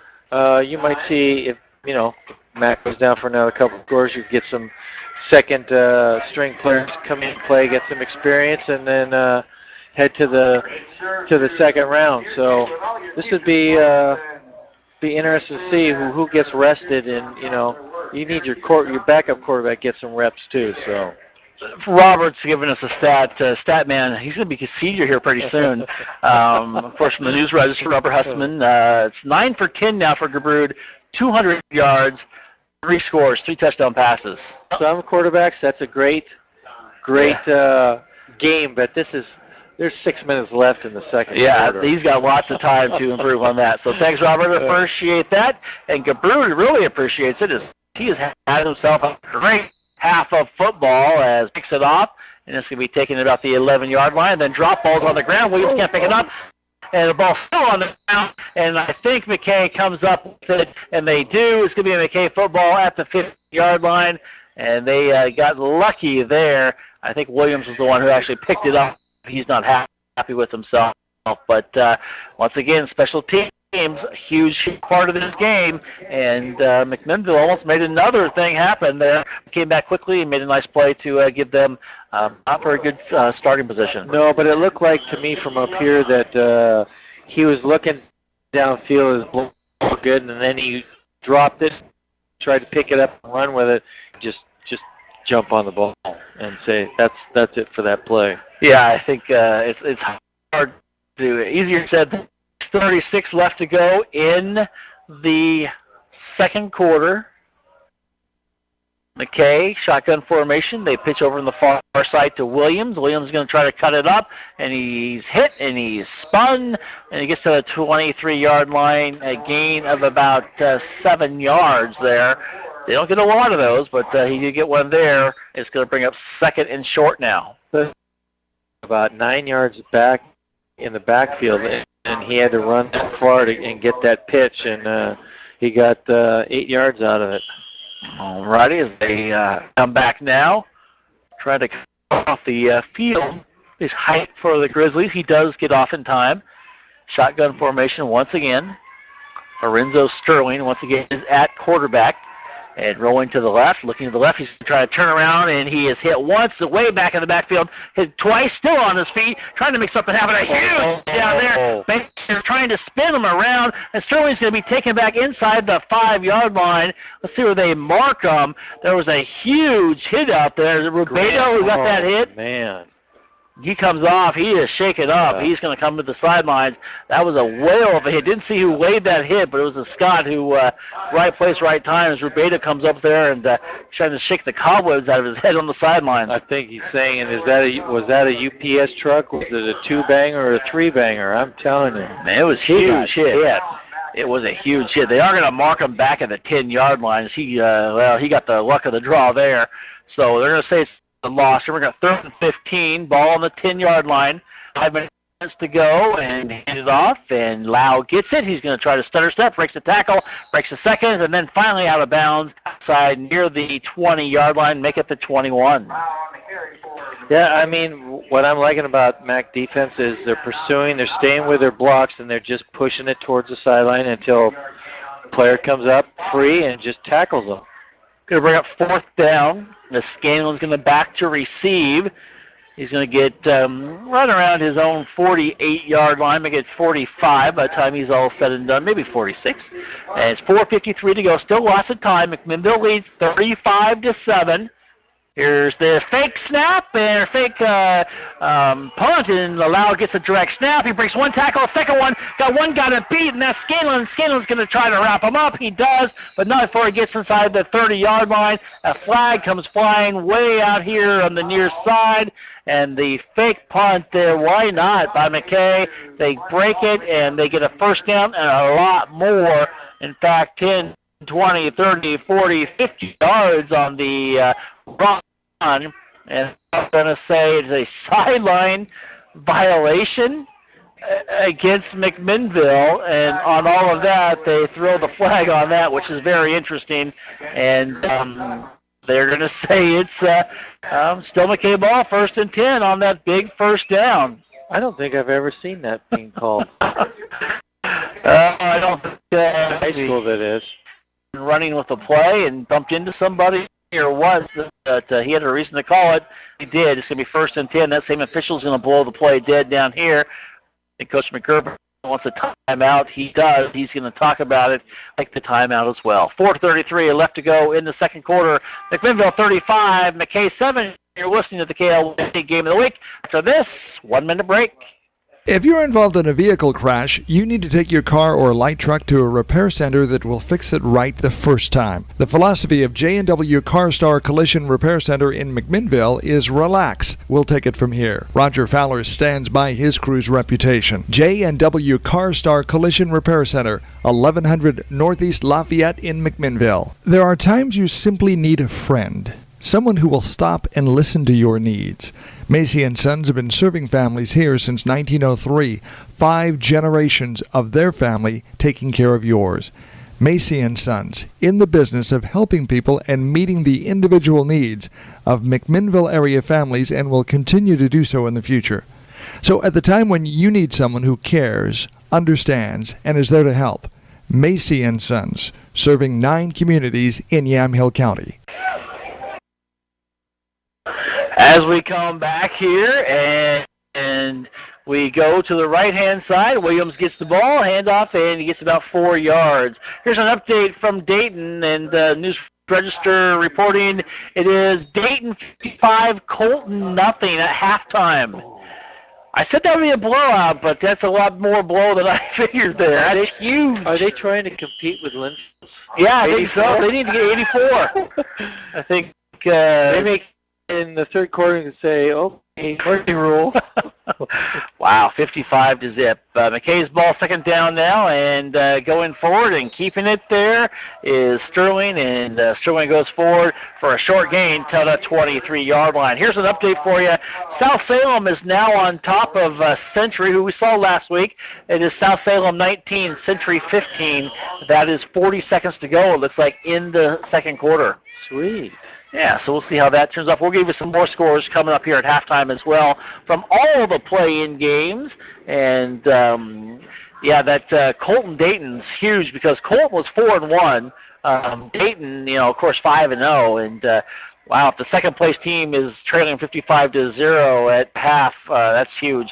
As Lau gets the handoff, just kind of powers forward. Maybe a short gain to inside the 21. Had to get to the 19. To bring up 4th down and 2 for McKay. With a big punt, they're probably going to go for it. Robert's pushing for that. I hope he's right. 7, you've lost 8 in a row. You do a fake punt back at the 20, 15-yard line. Heck, why not go for this one on 4th and 2? And they're going to do exactly that as they step up now. And let's see what they decide to do on this 4th and called a long 1. 2, and handoff going to go right into the hands of George I don't Smith. think so. And George Smith, he may have got a good spot, but not good enough at the 20-yard line. Needed to get the 19. George Smith, his first run, is not going to get it, and it's going to be turnover to the Grizzlies. Well, we were talking about the score there, and I'm thinking, what can a coach say to his team? You're down 55-0 at halftime. You say, well, is there an In-N-Out burger someplace around here? That's what Beavers do after a victory. It's tough, especially a team that you had a chance. This is one of the premier games. Yeah. And unfortunately for Colton, that they're going to play for the second half as they trail 55-0. Our score here is 35-7 in favor of McMinnville. Here come the Grizzlies now as they get the ball back after a turnover on downs. Shabrud got a little bit of pressure. He has it here, and it is in. Nice catch. The hands of Silver. And Silver gets it at the 28. Nice sliding catch to the ball and came up with it. Kind of a surprise. The ball's still a little bit lower than I expected it to be thrown. It was good coverage, but the only one that could have caught that, he came up with a nice catch on that play. Super pass. Went here in the near side. For McMinnville, Gabru shotgun formation. They're going to do a little blitz here, and they hand it off to Silver. Silver still on his feet, fighting, gets to the 33, and gets a first down after that 5-yard gain. I tell you, I'm watching Josh Sorensen, offensive tackle for McMinnville, and he is just pushing guys out of his way. Impressive, very impressive. The way they're doing that has just been you're right. And here they go. Brood again goes back, looking. The pretty much can't find anybody. He throws it for a Went here on the sidelines. It goes incomplete, and it's going to bring up second down. Pocket just broke down once again, and Went was there. Just could not get into him. Just threw it a little bit outside and into the sidelines too much. I'm telling you, this Josh Sorensen, he's 6'4", 260, and he's a pretty big kid, and it's nice to see a guy that big be very agile on his feet. It's fun watching him. They have done very, very well and come out once again. And let's see what Gabrud and the rest of the team decide to do as they go. A little draw play. No, Gabrud's going to get rid of it. He finally does to Scanlon. He's going to be hit, though, behind the line of scrimmage back at the 20. And it's going to be a loss of a couple yards. That did not work out the way the Grizzlies designed. No, it did, because the cornerback came up and smelt it, and then he just took him down. It was a good play. The defense really saw it coming, so it didn't fool anyone. There's not much you can do about it. Just get rid of it, and they did. And by that time, the defense really had the receiver and then brought him down. As the rain starts to fall a little bit heavier now than it does in the first quarter. Standard Oregon drizzle as they throw the ball. Here on the near side, is caught by Clevenger. Clevenger gets a first down near the midfield. Just keeps driving his feet in the ground and moving the four guys on him. And Clevenger gets to Royal Scott territory and a first down for the Grizzlies. I mean, there were 4 defenders on him, and he was still driving. It almost looked like they had to pick him up to stop his forward momentum. He has done a great job tonight. Clevenger, the wide receivers tonight for McMinnville have been right on tonight. As Rude draws back, he has a receiver who cuts in, gets the pass. It's Clevenger again, and he's going to be pushed and still on his feet and gets inside the 25, inside the 20, inside the 19-yard line. Nice job there going to Clevenger, and here comes the hurry-up offense with 43 seconds to go in the second quarter. But Brian, the defender just pushed him forward, gave him about another 5 yards. I'm going, I think you should be tackling him. Yeah, don't push him. He tried to pretend like he was going to tackle. He pushed him forward, you're exactly right, and could not come up with anything as McKay is going to call a timeout. 3 seconds to go. It is 35-7 as the rain comes down a little bit harder. We'll keep it right here. We got some score updates for you. Gresham all over Hillsborough. It's 27-0. It's Westland 14, Grant 7, Westview 21, South Eugene 0. And we've got Laco on top of David Douglas. Last score 14-0. Roseburg 6, Barlow 0. Forest Grove trailing 21-9. Beaverton updated score just moments ago, 28-14 against Thurston, and it's Aloha all over North Salem, 16-0. Oh, and that Gresham Hillsboro, 27-0 for Gresham. Oof. Yeah, they really are going to pile it on. Hillsboro struggling this season. Really, pretty much all seasons we've seen them, as the Grizzlies are going to come back out here after that short timeout. 43 seconds to go for McMinnville. They like to put one more score on the board here before halftime. The ball is on the 19-yard line. Gabrud looks to the left, throws to the center, has a receiver. Silver, he catches it into the end zone. Hands up, touchdown, McMinnville. There we go.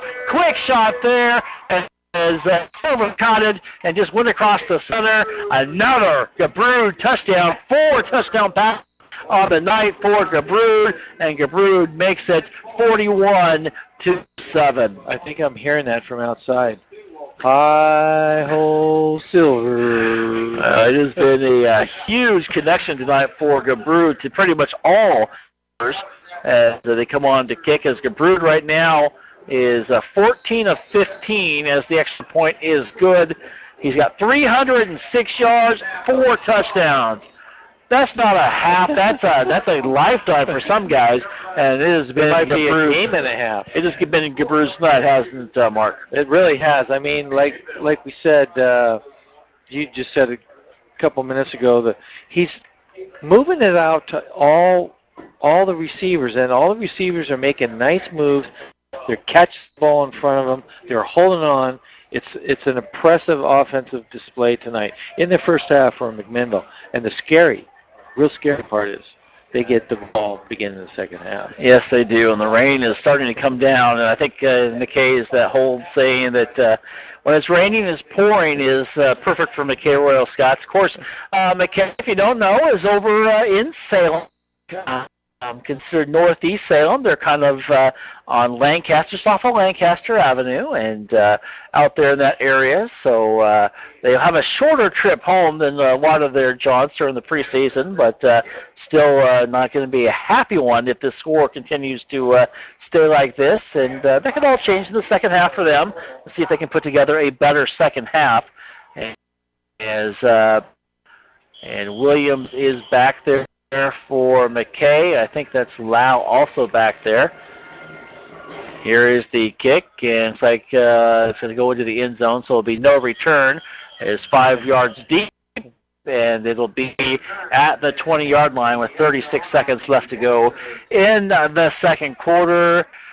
Wow. If you're, we thought this could be a lopsided game. We talked about it before, but nobody said 2-7 at halftime. I was thinking kind of like a maybe 28-10, but this has been when all your guys are on the same page, we're just getting it done.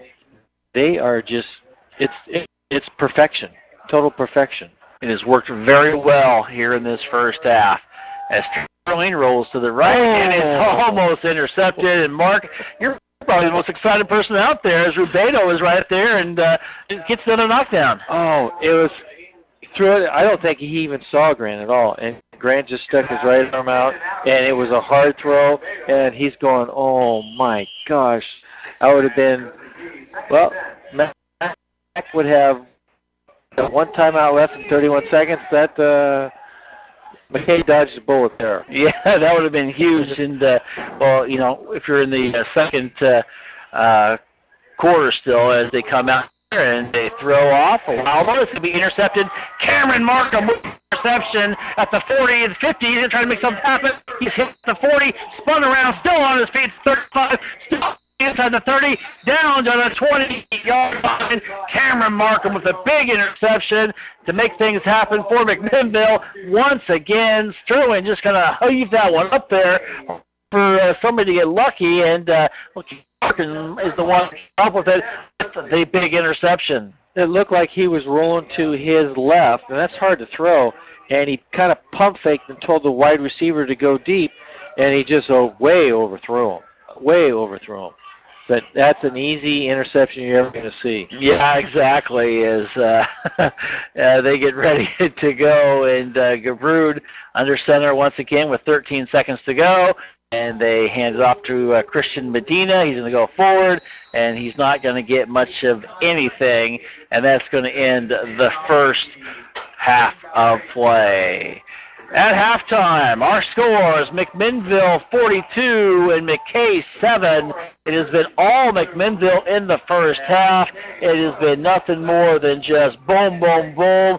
Defensively, offensively, they have done a great job here tonight, McMinnville, and we're still only at halftime. Mark, you got to like the way that the Grizzlies have come out here in the first half tonight. Well, like we talked about this in the pregame, and the team that's going to make these mistakes, control the line of scrimmage, is going to win this ballgame. And definitely right now at 42-7, we all know who's winning that area.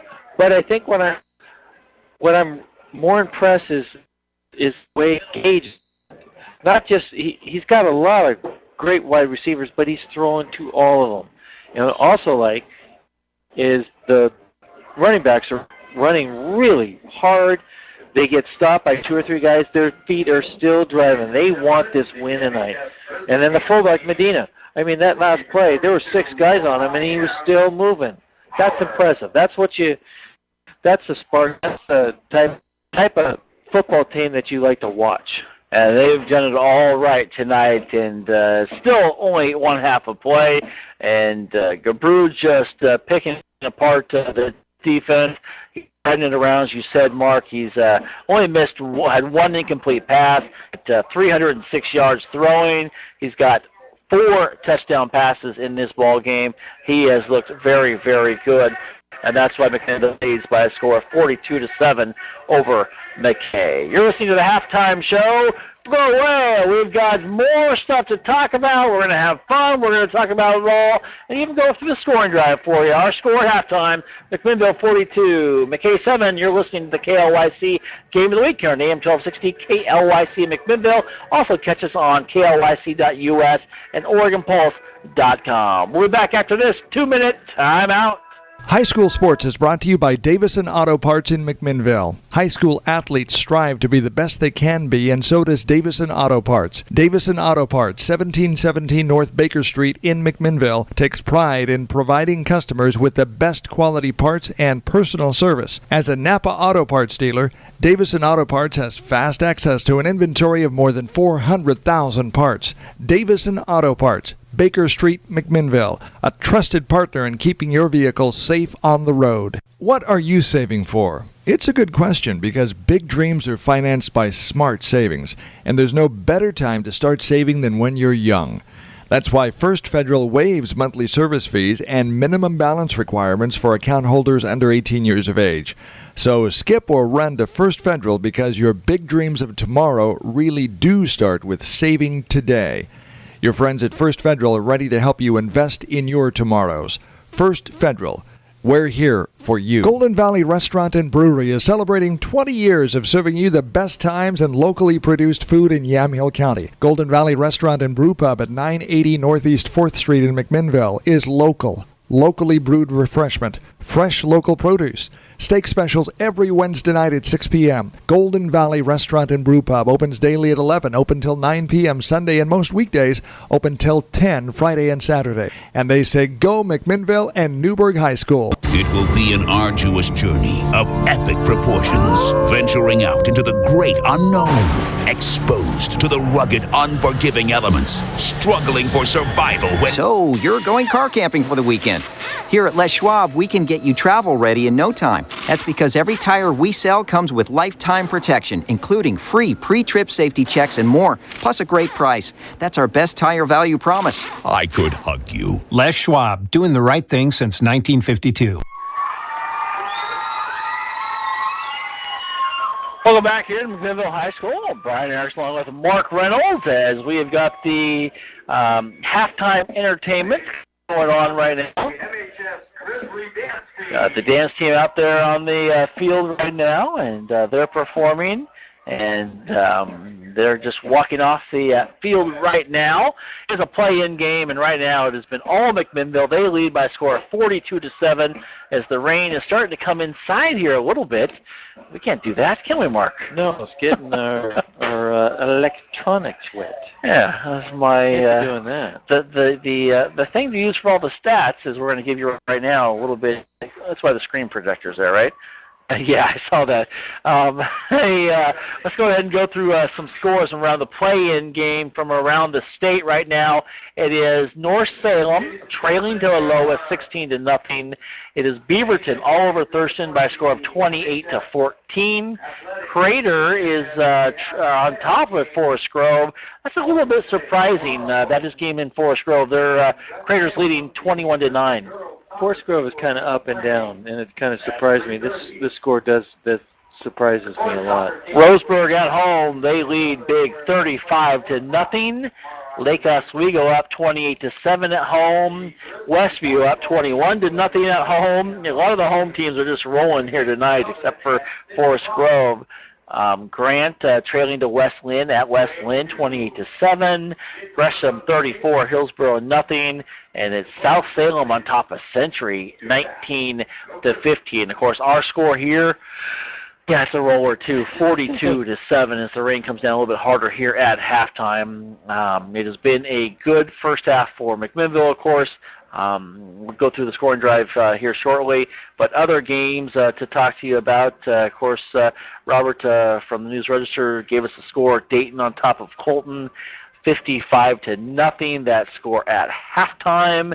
Willamina, and we'll try to get some of those for you. In fact, I'm going to see if I can grab one here while we are talking about it. Not all the scores get to go through, though, of course, even on this play-in game. And the play-in game is pretty much this. It's like a playoff game.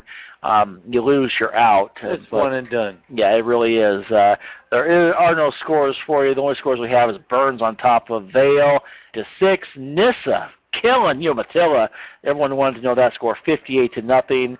And Illinois Valley, they beat Rogue River. That is a forfeit, 1-0. So there we go with those scores around the league. Of course, Yamhill Carlton, they are not tonight. They are in the playoffs. Haven't said that in a while, as they are in the first round. They'll be playing next week. And, of course, our Newburgh Tigers, they are also in the first round of the playoffs, and they will be playing next week as well. Do we want to talk playoffs a little bit, Mark? And I've got so many papers here.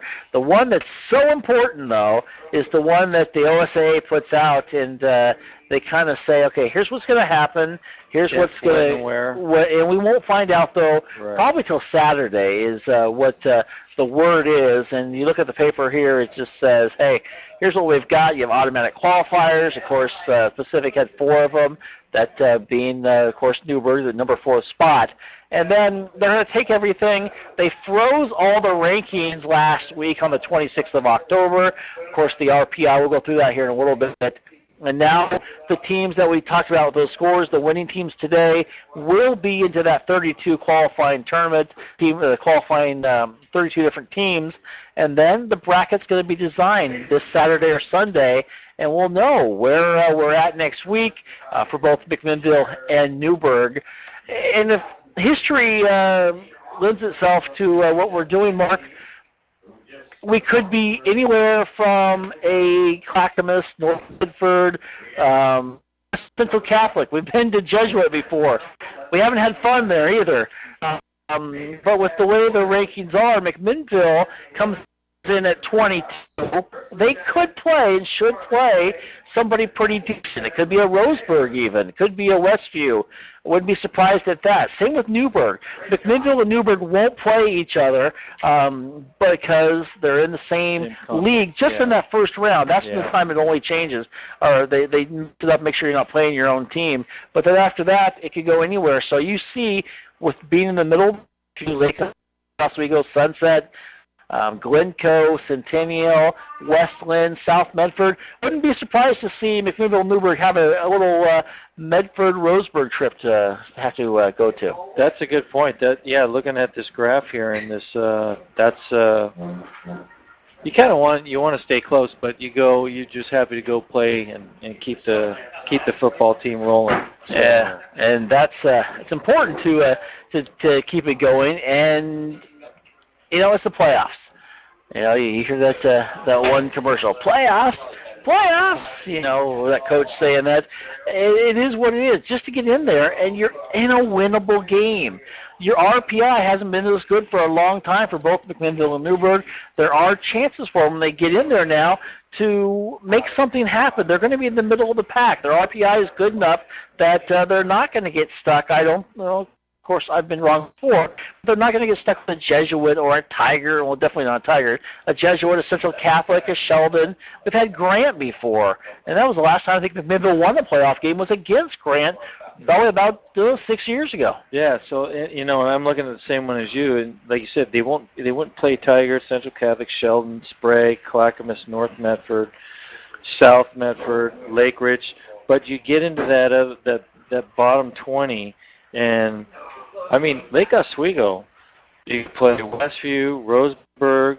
And the key is we'll know on Saturday. Yeah, we'll probably know Saturday, Sunday. We'll know, and we'll keep you updated here on AM 1260 KLYC. So just keep it tuned here all weekend, especially Monday. We will pass along the word where and when and all that fun stuff, and who will be playing, and should be fun. Looks like that both McMinnville and Newburgh now will be in the playoffs after a great first half here, as McMinnville leads by a score of 42-7. And just an update for you from Corvallis. It's USC 24 and Oregon State 14 with about 4 or 5 minutes to go in the third quarter. Don't go away. You're listening to the halftime show here on AM 1260 KLYC from a rainy Wortman Stadium. It is coming down pretty good here. We'll be back after this. 2 minutes. Time out. If you're involved in a vehicle crash, you need to take your car or light truck to a repair center that will fix it right the first time. The philosophy of J&W CarStar Collision Repair Center in McMinnville is relax. We'll take it from here. Roger Fowler stands by his crew's reputation. J&W CarStar Collision Repair Center, 1100 Northeast Lafayette in McMinnville. There are times you simply need a friend. Someone who will stop and listen to your needs. Macy & Sons have been serving families here since 1903. 5 generations of their family taking care of yours. Macy & Sons, in the business of helping people and meeting the individual needs of McMinnville area families, and will continue to do so in the future. So at the time when you need someone who cares, understands, and is there to help, Macy & Sons, serving 9 communities in Yamhill County. High School Sports is brought to you by Davison Auto Parts in McMinnville. High school athletes strive to be the best they can be, and so does Davison Auto Parts. Davison Auto Parts, 1717 North Baker Street in McMinnville, takes pride in providing customers with the best quality parts and personal service. As a Napa Auto Parts dealer, Davison Auto Parts has fast access to an inventory of more than 400,000 parts. Davison Auto Parts, Baker Street, McMinnville, a trusted partner in keeping your vehicle safe on the road. What are you saving for? It's a good question, because big dreams are financed by smart savings, and there's no better time to start saving than when you're young. That's why First Federal waives monthly service fees and minimum balance requirements for account holders under 18 years of age. So skip or run to First Federal, because your big dreams of tomorrow really do start with saving today. Your friends at First Federal are ready to help you invest in your tomorrows. First Federal, we're here for you. As we come back here to Wortman Stadium, Brian Harrison with Mark Reynolds, and the rain is really coming down here, Mark. I didn't know this was in the forecast. From what I saw today, it said light. Doesn't look light now, but I'm telling you, there's still a lot of McKay fans in the stands over there. I'm quite impressed by that. Yeah, I think the McKay fans might be thinking, there's a cover over there. There's cover. They might do that later. We'll see. Yeah. Interesting here at halftime, which I haven't seen all year, is Jacob Bannister coming on out to kick field goals. He's been kicking from the 23. They're going to move him back now to the 28-yard line, and not sure why we're doing that, but I'll get him warmed up. He's the only player on the field, as some of the guys with the water bottles and stuff are coming back out. Well, Mark, we can pretty much say McMinnville is going to be into the playoffs next week, and we've talked about that a little bit, and we'll give you more information on that. And what do you do in the playoffs? Do you try to hide things? You know you've got other teams here. You've got tape being made available, I'm sure. And what do you do? Do you get generic really quickly? Well, I don't know. What I would do is you're up, 35 touchdowns. The way the rain's coming down right now, I just go to the ground game and just burn the clock. Just let the clock burn and just take it right down to the highway. I hope that's what they're going to do. Yes, I do too. But the whole thing is with this is, do you keep Page in? I would say no. I would pull him and give the backup quarterback some all-important snap time. Well, Cameron Markham, who has been playing, he came out there with a big interception right there to pretty much kill the last possession for McKay. He, he's had a little bit of time throughout the year, and it may not be a bad idea. But do you want to take the advantage of, hey, let's keep the quarterback of Brood? Don't want to get rusty. Want to make sure he comes out here. That'll be interesting, but you want to keep him safe. I think it's an important point you make. It is, and it's like he hasn't shown any sign of being rusty. That's for sure. No, 306 yards, just splitting apart the defense tonight with 4 incomplete pass on the night as well. Hey, we're a couple minutes away from kickoff. And don't go away. We've got more of the halftime show. Actually, we'll just go to the kickoff when we come back. Our score still at halftime hasn't changed. McMinnville 42, McKay 7. You're listening to the KLYC Game of the Week here in KLYC and also on KLYC.us and OregonPulse.com. We'll be back after this 2-minute break. Golden Valley Restaurant and Brewery is celebrating 20 years of serving you the best times and locally produced food in Yamhill County. Golden Valley Restaurant and Brew Pub at 980 Northeast 4th Street in McMinnville is local. Locally brewed refreshment, fresh local produce, steak specials every Wednesday night at 6 p.m. Golden Valley Restaurant and Brew Pub opens daily at 11, open till 9 p.m. Sunday, and most weekdays open till 10 Friday and Saturday. And they say go McMinnville and Newburgh High School. It will be an arduous journey of epic proportions, venturing out into the great unknown, exposed to the rugged, unforgiving elements, struggling for survival when... So, you're going car camping for the weekend.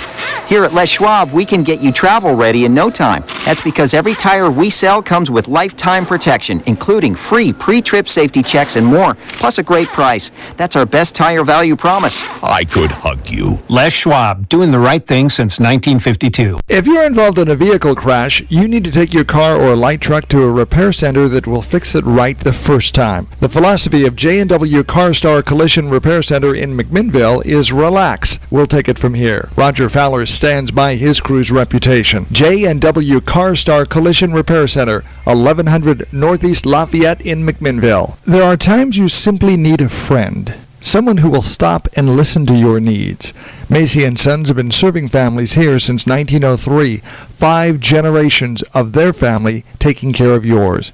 Macy & Sons, in the business of helping people and meeting the individual needs of McMinnville area families, and will continue to do so in the future. So at the time when you need someone who cares, understands, and is there to help, Macy & Sons, serving 9 communities in Yamhill County. The state has always had a good... As we come back here to the press box high atop Fort Bend Stadium, we're getting ready for the kickoff as the Grizzlies lead 42-7 over the McKay Royal Scots. Brian Ayers along with Mark Reynolds here with you on this beautiful Friday night. It's raining like cats and dogs now. And Robert Hussman from the News Register here with us as well. And here's an onside kick, and it goes forward, and it's across the 50. McKay says they have it, and the officials are going to talk about it. I don't think they were ready to go. And the State's McMinnville ball. Isaiah Casper came up with it, and let's see what they decide. And it only needs to go 10 yards, and they're going to mark it. Let's see as they're going to come out. Let's see. They're still trying to figure it out, I think. The ball hasn't been placed down, and they are going to say it's McMinnville football. And they're going to say it didn't go the 10 yards. It's going to be at the 49-yard line. Well, I think McMinnville may have dodged a little bullet there. I think they Kay got. I think Crasper was way out there, another yard and a half. Yeah. So, well, they're going to say he may have just maybe caught it and getting lunged forward. And McKay's pulling out all the stops here tonight as they will give the ball to McMinnville at the 49-yard line. McKay late getting some players on there. One of the linemen, he does get there. This Brood gets the ball, breaks one tackle, second tackle. It's Silver. Goes the inside, outside, still on his feet, still going to cut it up. He stiff bumps his own man, gets across the 35, still on his feet, trying to cut up forward. Goes inside the 30, 25, still fighting forward. What a crazy run there of about 25 yards, and they're going to mark him at the 20-yard line. I'm just cracking up here. He pushed with his forearm Corey Worledge, his offensive lineman, and he's going, get out of my way, I'm running. As we have moths flying in here now. Oh. Okay, we've got everything here tonight. Thank you so much. Leave, go by. As a big one. Yeah, nice run there. He stiff-armed two of his own men to get around them, and what a huge run. You can see the water coming up from that field as well. So on that run is Wentz in motion. The Brood's still in the game, and they get it to Scanlon. Scanlon's going to try to break on the left-hand side, and he may have got a yard. And they're going to drag him backwards. And let's see, they're going to mark him inside the 20, maybe a short gain here with the run there by Scanlon. Go ahead, Mark. It's one of those things where they have running backs and the fullback. They've got 3 or 4 guys on them, and their legs, they don't stop. They're just still driving. It's quite impressive. That's coaching right there. Yep. Here we go with 10:49 to go, and misdirection goes to Silver. Silver breaks through, and Mark can do his little hi-ho Silver joke. And Silver breaks it in for 19 yards, touchdown, and the Grizzlies have extended their lead to 48-7. Like you look at Coach Hill, and he's just grinning from ear to ear. He's making the right calls. Everyone is just doing. This is what you wanted to do. This is why you defer on the opening kickoffs. You get the ball back. You score late in that second quarter. You get the ball back beginning of the third quarter, and you go down and score. That is so demoralizing for a defense. As Bannister gets the extra point, is up. It is good to make it score of 49-7 with 10:41 left to go in the third quarter. McMinnville, they extend their lead. We'll be back after this. 1-minute break on KLYC. High school sports is brought to you by Davison Auto Parts in McMinnville. High school athletes strive to be the best they can be, and so does Davison Auto Parts. Davison Auto Parts, 1717 North Baker Street in McMinnville, takes pride in providing customers with the best quality parts and personal service. As a Napa Auto Parts dealer, Davison Auto Parts has fast access to an inventory of more than 400,000 parts. Davison Auto Parts, Baker Street, McMinnville, a trusted partner in keeping your vehicle safe on the road. What are you saving for? It's a good question because big dreams are financed by smart savings, and there's no better time to start saving than when you're young. That's why First Federal waives monthly service fees and minimum balance requirements for account holders under 18 years of age. So skip or run to First Federal because your big dreams of tomorrow really do start with saving today. Your friends at First Federal are ready to help you invest in your tomorrows. First Federal, we're here for you. As we come back here to Workman Stadium after the big run there by the Grizzlies to make it 49-7, Bannister's going to put another foot into it, and it's going to go in over end, and it is going to be taken into the end zone, and it'll be brought out to the 20-yard line. 10:41 to go in the third quarter. It is McMinnville 49, McKay 7. Just an update from Corvallis. It is USC now 31 and Oregon State 14. So Oregon State struggling a little bit as we get back to action here. But not to interrupt you, Brian. All right, go ahead. Interrupt away. Their uniforms look very sweet. Yeah, the orange, Yes. they pop, don't they? Yeah. On them, I'm sure a lot of people will complain about them, especially if they lose. Exactly. And like you said, are they going to wear They them may again? never. They may never wear them again. All righty, here we go. As we come out, Lau for McKay has 8 carries and only 16 yards, and he's going to be Sterling with the ball. He's going to keep it. Going to go forward. Going to go backwards. Going to be spun around. Going to be spun around again. And a second time, and a third, and all that running back and forth about 40 yards for a gain of 8. The only thing I've seen spun so much more has been a blender. Yeah, and he kind of looks like that, didn't he? He really did. He's been spun around quite a bit tonight. The defense, you got to give them kudos tonight. They've looked good for the first 2 quarters and a couple minutes. Definitely, and this offensive tackle here for number 74 for McKay. Oh, just put a hit on Garrett Adams. As Lau gets the handoff, his ninth carry, I should say, after the hit goes to the right side. He gets more, a gain of about 4 yards, enough for a first down. They haven't had too many of those tonight, and it's going to be a first down for McKay. And you're right, that hit opened it all up for him. Boy, I tell you, that was the hit for McKay tonight. Down here on the sidelines for McMinnville, looks like a warming up. Let's see if I don't even have the right number on here. We'll have to get a new number on there. As the handoff goes, and I don't think Sterling got much of anything there. Actually, it's a handoff to a new guy, Logan Dickey, and Dickey gets maybe back to the line of scrimmage. Well, you know, it might be time to get some other guys some playing experience for next year. Yeah, I think they've got a quarterback in there who we don't have on the roster. It must be the JV quarterback who may be getting a little bit of experience, number 8. McMinnville, right? Yes. Yes. And he's still on the sidelines, just warming up here.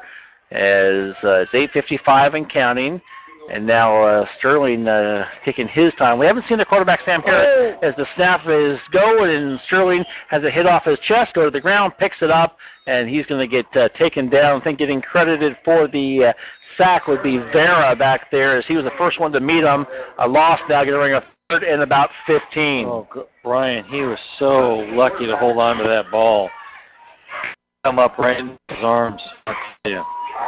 8:26 and counting. McKay being very deliberate now as they are struggling here as they come up and they go I formation, high snap.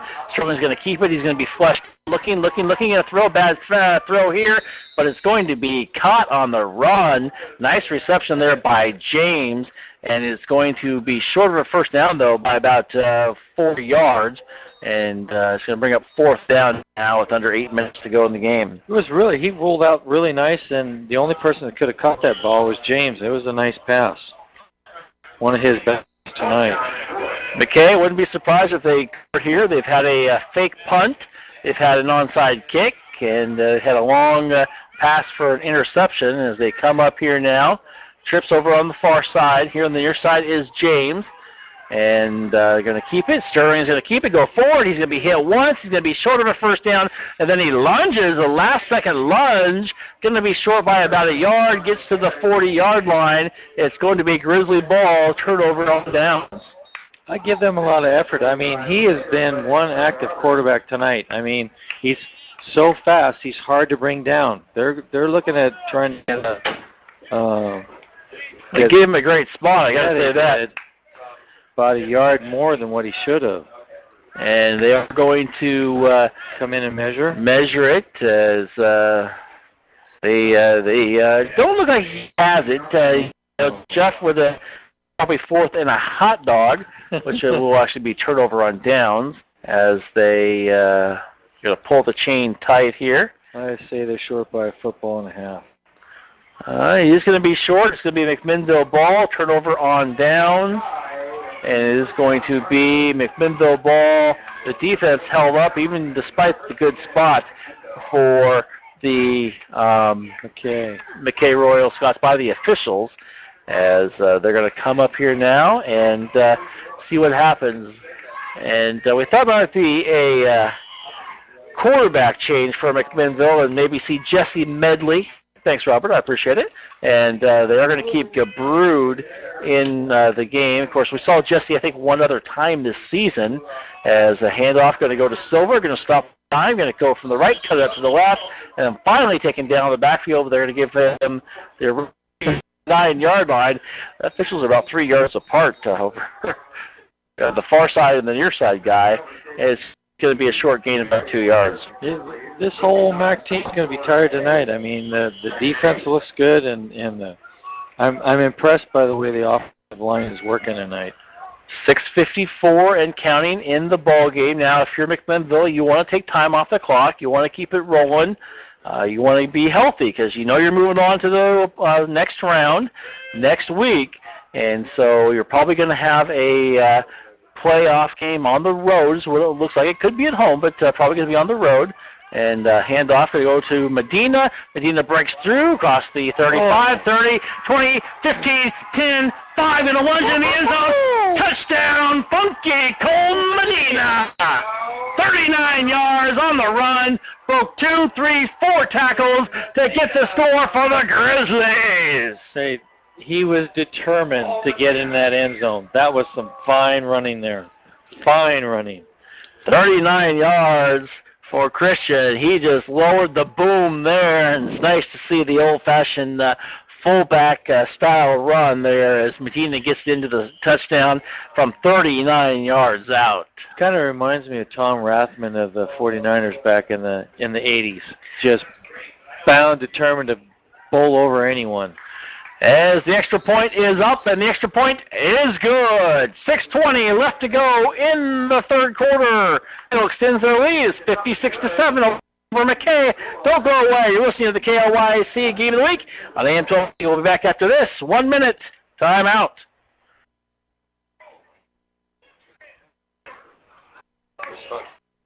Ladies and gentlemen, there's a half-price sale on slices of pizza this time.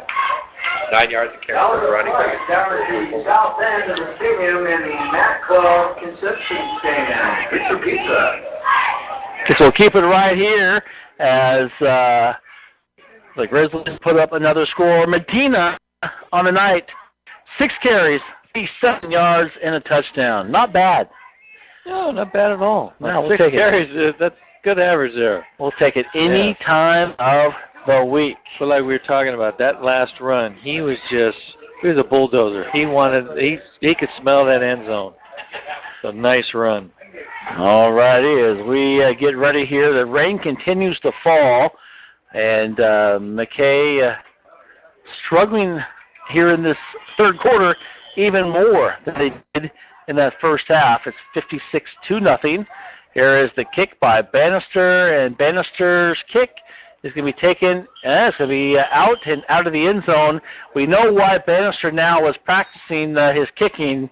Whatever he thought something was off or what, he figured it out. He's kicked the last 2 into the end zone. It could be, you're sitting down and your leg and your calf gets tight, and he wanted to get out there and get it loose, and he's Mr. Consistent. I mean, it's nice to watch something like that, because Mac hasn't had a good field goal kicker in a long time.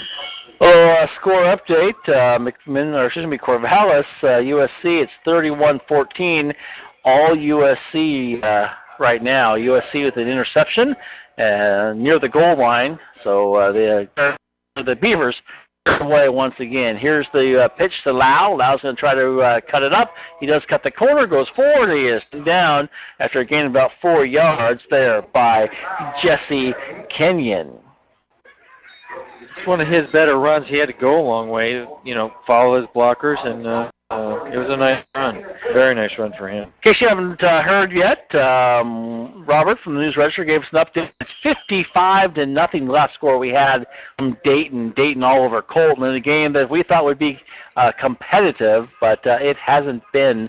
55-0 was our halftime score. As Lau gets another handoff, breaks through and gets out of the ankle tackle, goes forward across 35, to the 36, almost the 37-yard line. Nice run there of about 11 yards, one of the bigger runs. I know they had a really big one at one point, but that 11-yard run, one of the few times they get over 3 or 4 yards. It was really nice because you could see his determination and didn't see who was holding his leg, but he just kicked it loose and got another 4 or 5 yards out of the play. Very nice run. 5:27 and counting. Sterling, shotgun formation. Remember, we thought we'd see Sam Harris tonight. That was the talk, that Sam would play. Sam would play. We haven't seen Sam play quarterback position, and so it's been Sterling all night long, and they thought they could move the ball with him. Right now he's struggling as well. They moved it back to the 31-yard line after the penalty flag comes out. Just a reminder, we've got Linfield football tomorrow as Linfield will be taking on Willamette in a big game from Salem, and if you can't make it, which even if you can, take your radio along. Here comes Sterling, breaks the tackle, goes across the 40, midfield. He spins like a blender again, still on his feet, back in his own territory, then back into Grizzly territory, gets inside the 45-yard line, a first down and more of about, gain about 21 yards there for Sterling, and gets another big gain for the McKay Royal Scots. I tell you, I'm really impressed by this kid. He is running really, really good. I didn't think anyone could stop him on that. Good pursuit by McMinnville. Just a reminder, tomorrow, 1:30 is the kickoff for Linfield Willamette. We'll have the pregame show at 1 o'clock here on 1260 KLYC. Lots of movement in the line, no call. Here's the snap. Just a quick handoff and going forward. Barrels away for about 3 yards is Lau once again before being taken down there. I believe on the sack was Noname. No name, yes. We've got the no name. Surprisingly, it took a while to come out that long. And exactly. Going on the big roster, still no I can say that twice. No name on that roster as well. Brings up 2nd down and 7 from the 41. Pitch, going to go to Lau. He's going to try to cut up the center. Breaks 1 tackle, 2nd tackle, 3rd tackle. Going forward, and the 20, 10, 5, touchdown. Touchdown McKay, a 41-yard run by Lau. Lau really didn't have many yards throughout the first half. In fact, at one point was 8 carries, 16 yards, and had a big one there, and gets a second score for McKay to make it 56-13 pending the extra point. He got it. He got a nice block from Chris Williams, the wide receiver, to break him out open on the far sideline. So give credit to Williams and a nice job running. Alvarez on to kick the extra point. Well, a little bit of confusion by the getting the kicking team out there. I think they got cut off guard. They actually scored. As Alvarez is going to kick the extra point here. Here's the snap. It's a little bit high, but the kick is up, and the kick is good. 4:04 left to go in the third quarter. It is now McMinnville 56, McKay 14, here on the KLYC Game of the Week on AM 1260. Don't go away. We'll be back after this 1-minute break. Golden Valley Restaurant and Brewery is celebrating 20 years of serving you the best times and locally produced food in Yamhill County. Golden Valley Restaurant and Brew Pub at 980 Northeast 4th Street in McMinnville is local. Locally brewed refreshment, fresh local produce. Steak specials every Wednesday night at 6 p.m. Golden Valley Restaurant and Brew Pub opens daily at 11, open till 9 p.m. Sunday, and most weekdays open till 10 Friday and Saturday. And they say go McMinnville and Newburgh High School. It will be an arduous journey of epic proportions, venturing out into the great unknown, exposed to the rugged, unforgiving elements, struggling for survival when... So, you're going car camping for the weekend. Here at Les Schwab, we can get you travel ready in no time. That's because every tire we sell comes with lifetime protection, including free pre-trip safety checks and more, plus a great price. That's our best tire value promise. I could hug you. Les Schwab, doing the right thing since 1952. As we come back here, Workman Field, Brian Ayers along with Mark Reynolds. The stats man is at the Beaver game. He's struggling himself, I think, right now, as well as the Beavers. Our score here, though, is McMinnville 56, McKay 14.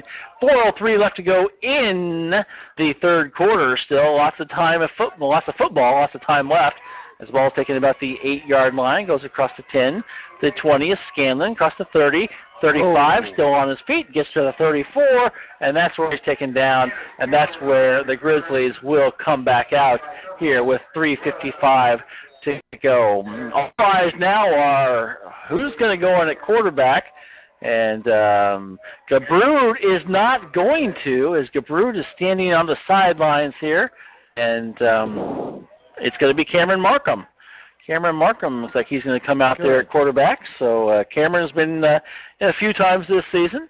And defensively, he's been out there a lot. But offensively, at the quarterback position, he's been in a couple of times. So we've got a flag I didn't see out there. I didn't see it either. And they are going to say it's against McKay. They're going to move it back to the 20-yard line.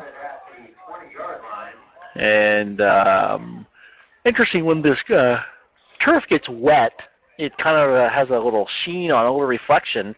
You can't see. It looks like a block in the back against McMinnville. I still never did see where the flag was, if they must have picked it up by now. But they are going to move it back against McMinnville. 3:55 to go in the third quarter. It is 56-14. Cameron Markham going to be at quarterback now for McMinnville. Eric Rodriguez also in the game. So they've got a lot of different players in there. And they're going to hand it off. And going forward is Andrew Huffer. Huffer, the senior, gets a short gain of a couple, maybe 1.5. Let's call it 1. Going to bring up call it 2. Second down and 8. So it's nice to see a lot of players out there going to get a lot of playing time now, Mark, and they're going to let them get their jerseys a little bit dirty out there. Exactly. It's a good, it's nice to everyone gets to play. So it's when do jerseys really get dirty anymore? I don't know. No, if it's artificial turf, right? They smell like rubber because the turf has bits and pieces of rubber, so you smell like rubber when you're done. As Markham, quarterback sneak, goes forward, and he's going to get about a yard to the 28-yard line. It's interesting you say that. McKay still has real turf. They have real dirt, real grass on their field, and the crown of the field is huge. I forgot how big the crown of those fields are when you just keep adding dirt to them and doing what you do. I was at the McKay South game a few weeks ago, and I just hadn't been to a real grass stadium in a while, and kind of freaked me out. The crown, you couldn't even see the waist down the opposite sideline. No. As Markham comes back, shotgun formation. In motion is Rodriguez. And Rodriguez gets it on a fly sweep, gets a first down and more, and he gets it to the 38-yard line. Nice play call, nice job, direction after Rodriguez, and a first down for the Grizzlies. He's got some motor in him too, man. He ran really fast on it. That's good to see. 5'7", 170 pounds. He is quick, and that was a great fly sweep there. It was, definitely. Now, you're talking about back growing up football, it was, November, December weather, rain, and see the guys in the mud, and that's good watching football. The thing of the past, really, anymore. Really is. And a little confusion, and getting the ball is Medina, and kind of stopped up by his own offensive line. Never did get taken down, just spun around a few times, and really maybe they're going to call him a yard loss to the 37-yard line. But That's you're right. Pretty gracious for a yard line. Yeah, it really was. But you're right, though, Mark. You don't see that the old-fashioned mud in Winfield. They used to play a lot of, they still play a lot of playoff games over there. Yeah. And real grass used to be really muddy and really ugly and really fun. Not the same anymore. No, it isn't. But it's nice seeing turf out here. I don't know about that. The handoff goes to Huffer, and Huffer goes forward just a little bit, maybe for a half-yard gain. Going to bring up third down, call it 11 yards. I can kind of say because I used to work on the field here, and you would start getting the grass in shape and mowed like first week in July when school's out, and you start watering, start putting the fertilizer on, making sure the heads are all working properly. And it's a lot of work. It's a lot of work to keep it up. And then when it rains and then marking the field, oh my gosh. It's a godsend, I think, doing this artificial turf. I agree with that. As Markham gets it, or if a wildcat direct snap goes forward, and he finds play, a gain of about 7 yards, and they're going to say the ball is down. There's a flag down at the 45-yard line. Markham was about 3 yards short. McKay is saying, hey, we picked up a fumble. Officials are talking about it on the far side, and let's see what happens. It should be 4th down. He came down, and when he came down, it looked like his shoulder pad hit, and then the ball popped loose. It's going to be a hold against McMinnville. They're going to mark it back unless they decline the ball. It's going to be 4th and about 3 yards short. Let's see what the coaches want to do here with 38 seconds to go in the 3rd quarter. And they're still talking about it. And looks like they are going to call the hold. They are going to decline it. And they are going to say, okay, McMinnville, why don't you punt it to us and make things happen that way. And we'll see what they do. As Gabrud, actually, Markham's probably going to do the punting duties as well here, although they might just go for it. Let's see. I was going to say, let's pull a McKay. Except you're up 56-14. I know. That'd be a little rude. It would be a lot rude. Bannister's going to stand at the 31-yard line, his own, and put it away. And we've got another flag on the far side. And it's going to go against McMinnville, so move it back once again. They're going to bring up 4th and about, it's probably about 9 now, maybe 8. 21 seconds, so still time clicking off the clock. With this weather, too, it's lighting a little bit, but it's still coming down pretty good in the lights here on this Friday night. A little bit more rain than we expected to have. Standing at the 26-yard line is Bannister. Thanks for listening to us here on KLYC McMinnville here on this Friday night, as they are going to let the clock go down, and that's exactly what they do, and that'll end the 3rd quarter of play. Kind of an anticlimactic quarter, and it's a good thing, though. After 3, it's McMinnville 56, McKay 14, the KLYC Game of the Week. We'll be back after this 1-minute timeout. If you're involved in a vehicle crash, you need to take your car or light truck to a repair center that will fix it right the first time. The philosophy of J&W CarStar Collision Repair Center in McMinnville is relax. We'll take it from here. Roger Fowler stands by his crew's reputation. J&W CarStar Collision Repair Center, 1100 Northeast Lafayette in McMinnville. There are times you simply need a friend. Someone who will stop and listen to your needs. Macy & Sons have been serving families here since 1903. 5 generations of their family taking care of yours. Macy & Sons, in the business of helping people and meeting the individual needs of McMinnville area families, and will continue to do so in the future. So at the time when you need someone who cares, understands, and is there to help, Macy & Sons, serving 9 communities in Yamhill County. As we come back here to start the 4th quarter of play, our score after 3 is McMinnville 56 and McKay 14. And it has been a lopsided game, all McMinnville here tonight. Despite the rain and everything else, they have looked very, very crisp, Mark. Definitely. And I think that was a good call, letting that clock run out, because now they'll have the win with their... Anytime they can let time go off, I'm pretty happy right now. Me too. It's been a long game already. We're 2 hours into it. We still have a 4th quarter to play. All righty. Now we got Bannister at the 27-yard line. Decent kick is to be taken by Sterling at about the 15. Going to try to roll up, breaks 1 tackle, rolls to the left, big hit in the back, no call. Going to the right. The guy who got nailed comes right back up and helps make the tackle. Scanlon in on the tackle. Also coming up there is, no habit. Dang it. Number 40, Noname again, who got laid out at about the 20-yard line, got back up, and then made the tackle. And so you don't see that very often, but a good play there by McMinnville. And number 40, I don't usually give out the numbers, Mark, because it's radio, but I'm going to give this one out because he deserves some sort of credit. Of course, he's not on the roster whatsoever. You got the different roster. I got a different one here. You have 40. It's Hunter Abbott. We'll give it to Hunter Abbott.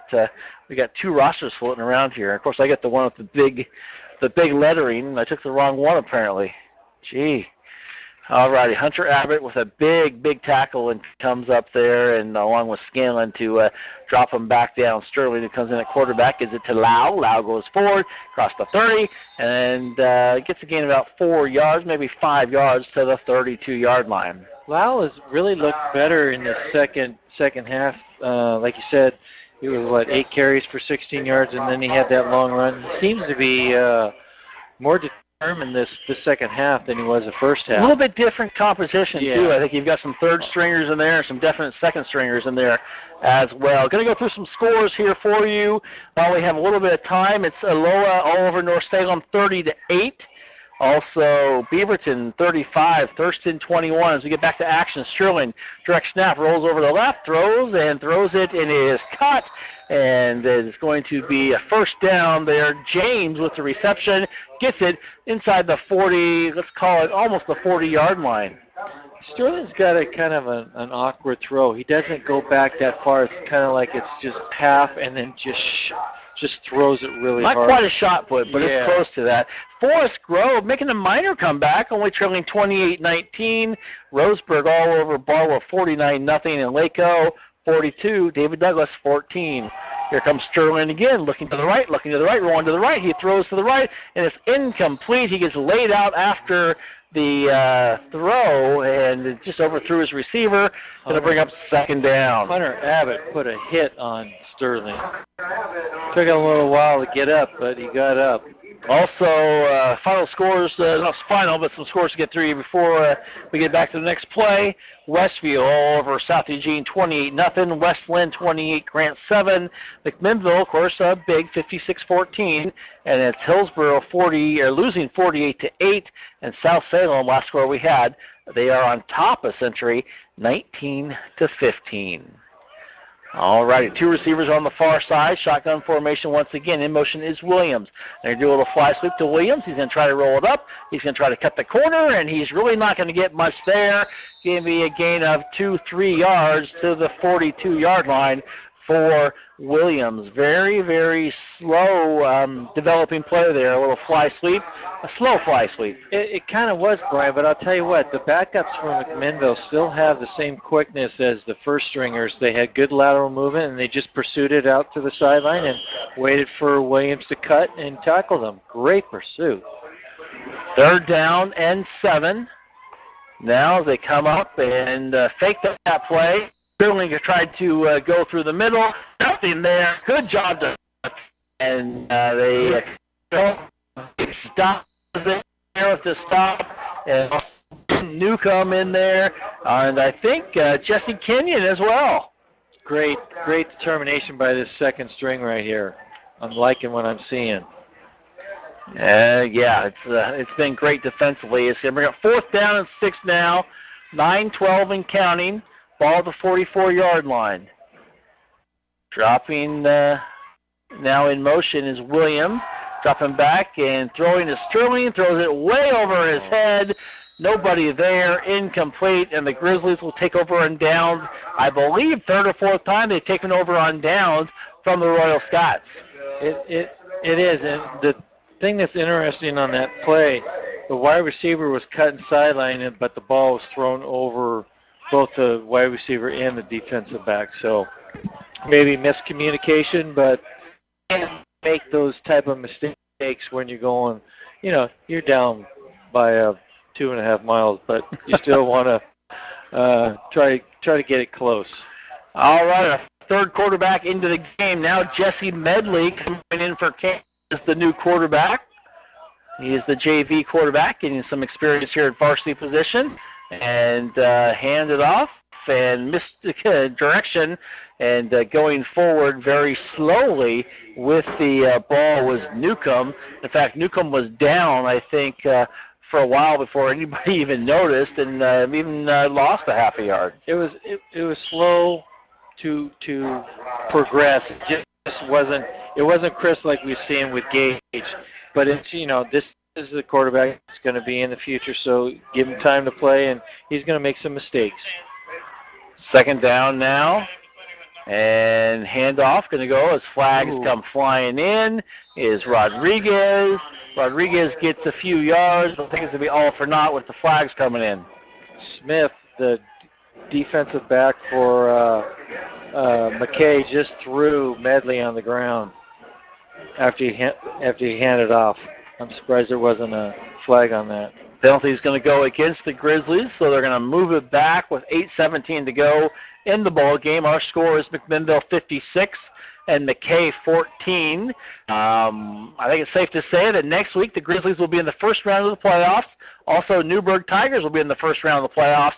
Keep it tuned here to KLYC, and we will let you know when, where, all that fun stuff, who we're going to be playing, and we'll keep you updated on what we'll be doing. So next week, expect to hear myself and Troy Fisher bringing in all the action here on AM 1260 KLYC. And also at KLYC.us and OregonPulse.com. 8:14 and counting. Medley under center. And we've got more, we got a timeout, it looks like. We got a whistle coming in, and the official wants to talk to one of the coaches, and I think they're all ready to go now. Maybe they want to know where they're going for a late snack. I think so. I think we've got some places here in town we can talk to them about. Yes, we do. As Medley drops back and taking the ball and then taking the hit immediately in the backfield. Oh my God, that was no Name. Dickey put a licking on that gentleman there. Coming up 31, and not sure who that is, but he just got rocked in the backfield, and it's like the Dickey knew exactly who was getting the ball, and he was right there. As what time zone am I in? Yeah, exactly. McMinnville now to punt. Bad snap, a good job by Bannister to stay with it. He's going to get it off, and it's going to be taken. No, it's going to take a neutral bounce, go up in the air. The Grizzlies will down at the 14-yard line. 7:11 left to go in the ball game. It is McMinnville 56 and McKay 14. Now, Mark, McKay, what do you do? Big, and big, and this is the pretty much your season right now. You know, 7-11 left. Those are kind of different odds there, different time. You just throw it. You got to air it out. I mean, you got a good wide receiver in Chris Williams. I mean, he's had some nice catches and some great blocking for them, but they need to give him some time and let him throw the ball. Lau gets it. He's going to take it to the right. He's going to be hit once and then spun backwards, and not before, though, he gained about 4 yards, 3.5 yards, to about they're marking back to about the 18-yard line. Not to go back to that punt, Bannister, that was a terrible snap, and he picked it up and he booted it. That kid impresses me big time. Smart play by knowing it's a bad snap, getting down to like you're a second baseman shortstop, and just bending his knees and saying, I'm going to get it no matter what, and I may not get the best punt off, but I'm not going to have a huge loss. And that's exactly what he did. All righty, as they have a new quarterback in for McKay, and he comes up throwing, and it's incomplete. And I would say good defense. I'm not sure, but Zach Rue was back there and just kind of turned at the right time, and it kind of fell to the ground. So incomplete. It was good coverage. He was on him really well. Quite impressed by that coverage.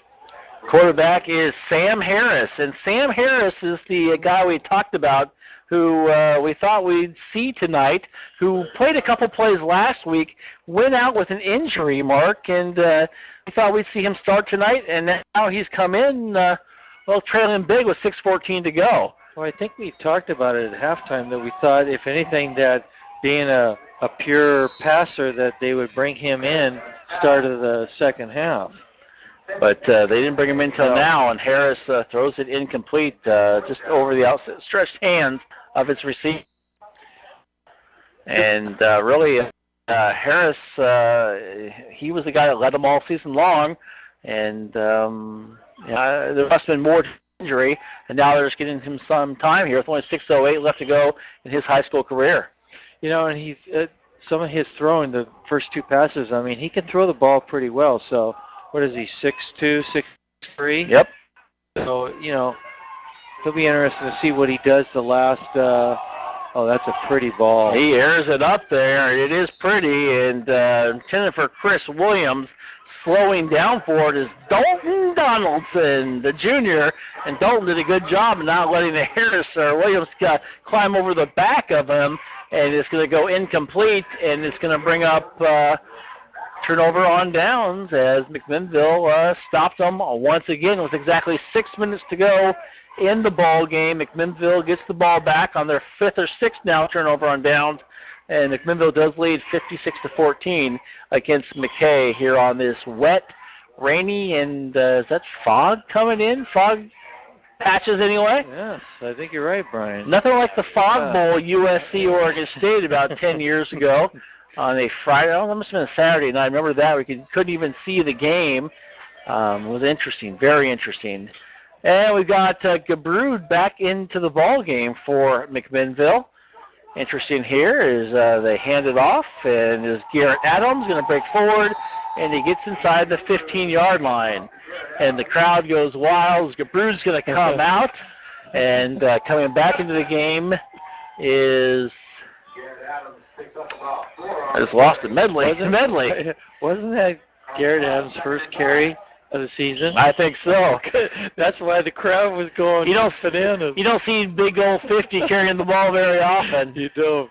And you saw it there as he comes to the bench as well. He's over here giving high fives and giving the good hands, sign up to the fans who are here. The handoff goes up and forward. And once again, Noname, 31 with the run for the Grizzlies. Yeah, there's 2 or 3 kids coming out of the field with no number at all. We're going. They're all related to the Noname family. They've had players all around the state. Oh, yes, kind of crazy, isn't it? And we've got another one here on the near side. Another 85. We might have to get the JV roster here from coaches here pretty soon. As Medley under center, taking his time. It's 3rd down and short. They're going to pitch it here to this Noname. It's been Newcomb, excuse me. Newcomb goes inside the 5, into the end zone. Touchdown, Grizzlies. Touchdown, Ben Newcomb. Well, I'll tell you what.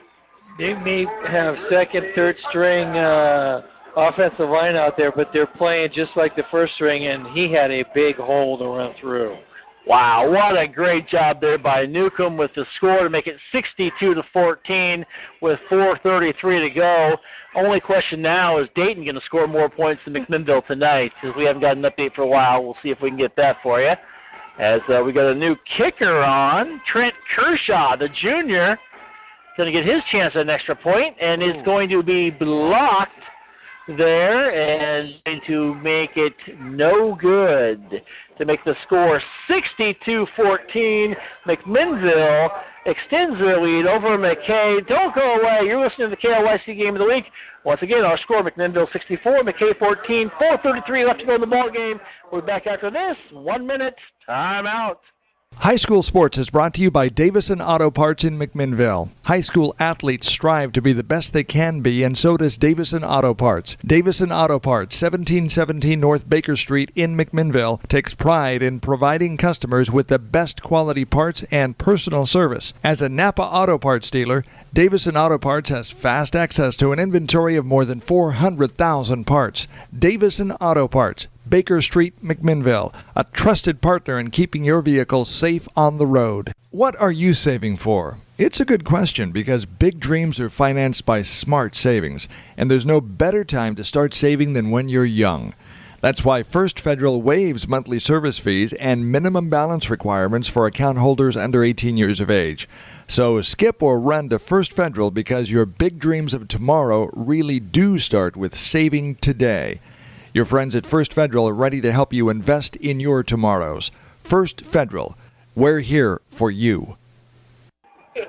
Now, I might be wrong, but... All righty, as we come back here, as the kickoff goes high and over in, taken inside the 10-yard line, going across the 15, 20, still on his feet and trying to make something happen is Demaris Bailey, and Bailey is going to get to about the 23-yard line.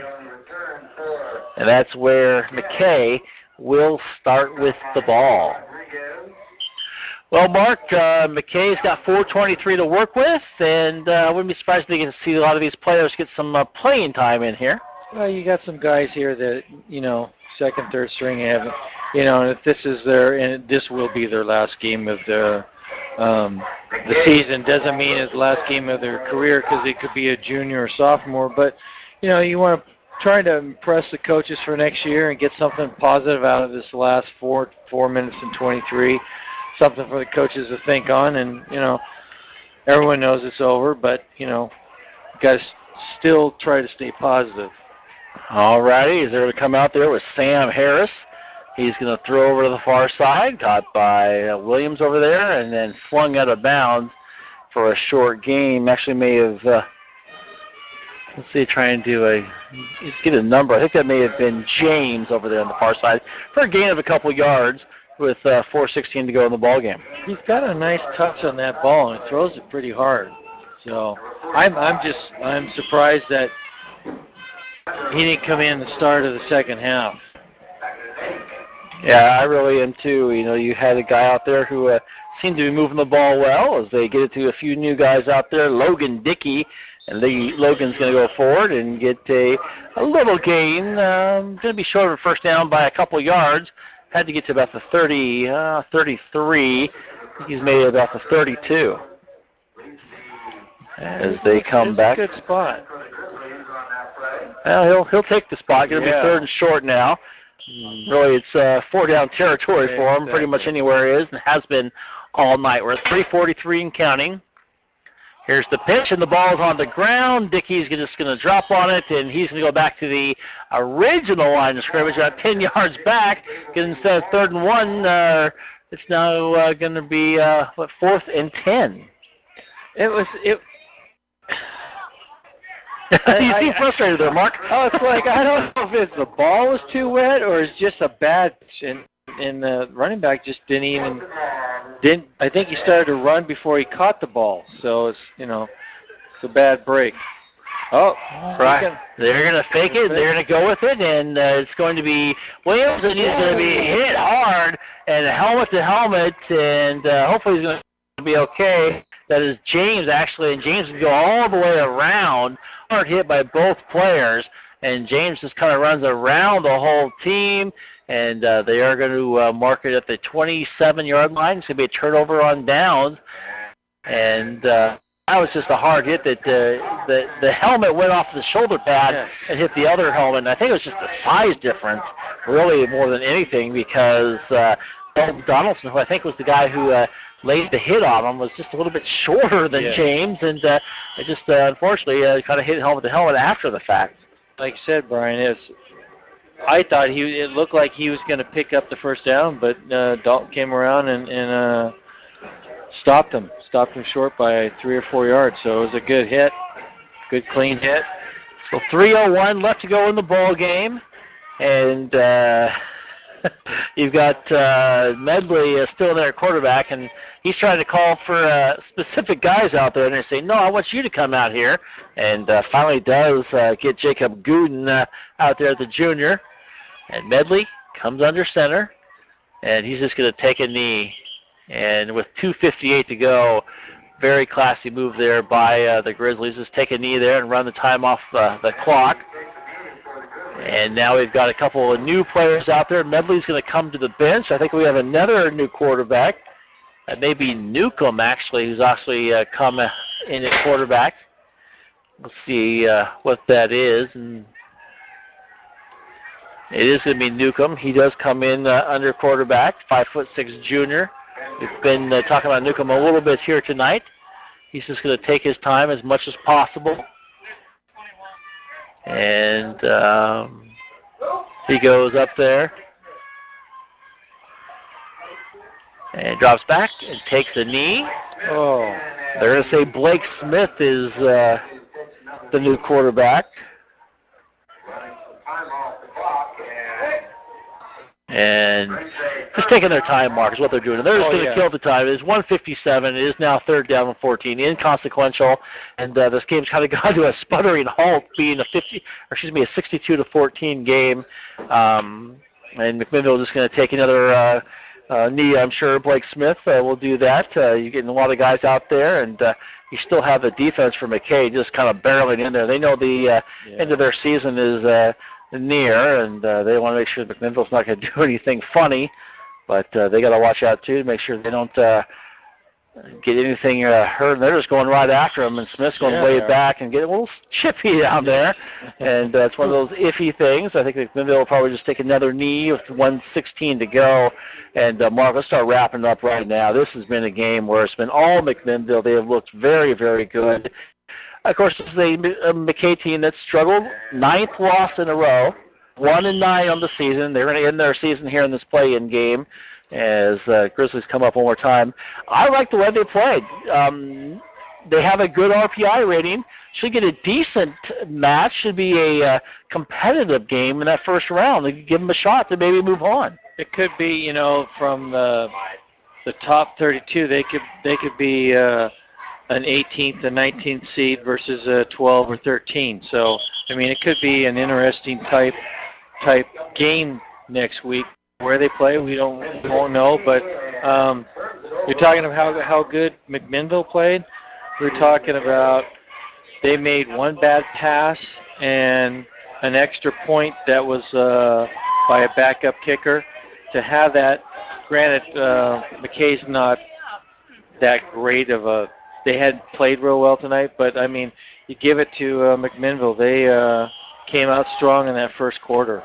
Yeah, they really did, and you have to like the way they played.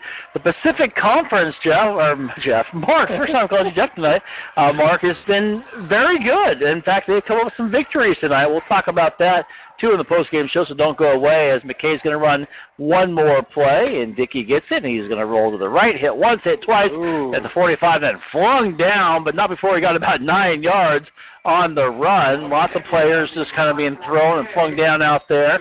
And that should be the last play of the game with 19 seconds to go. And that should be the final as well, as the Grizzlies will become victorious over the McKay Royal Scots by a score of 62-14. McKay trying to get one more play off. They're not going to get it off. That is going to be the final.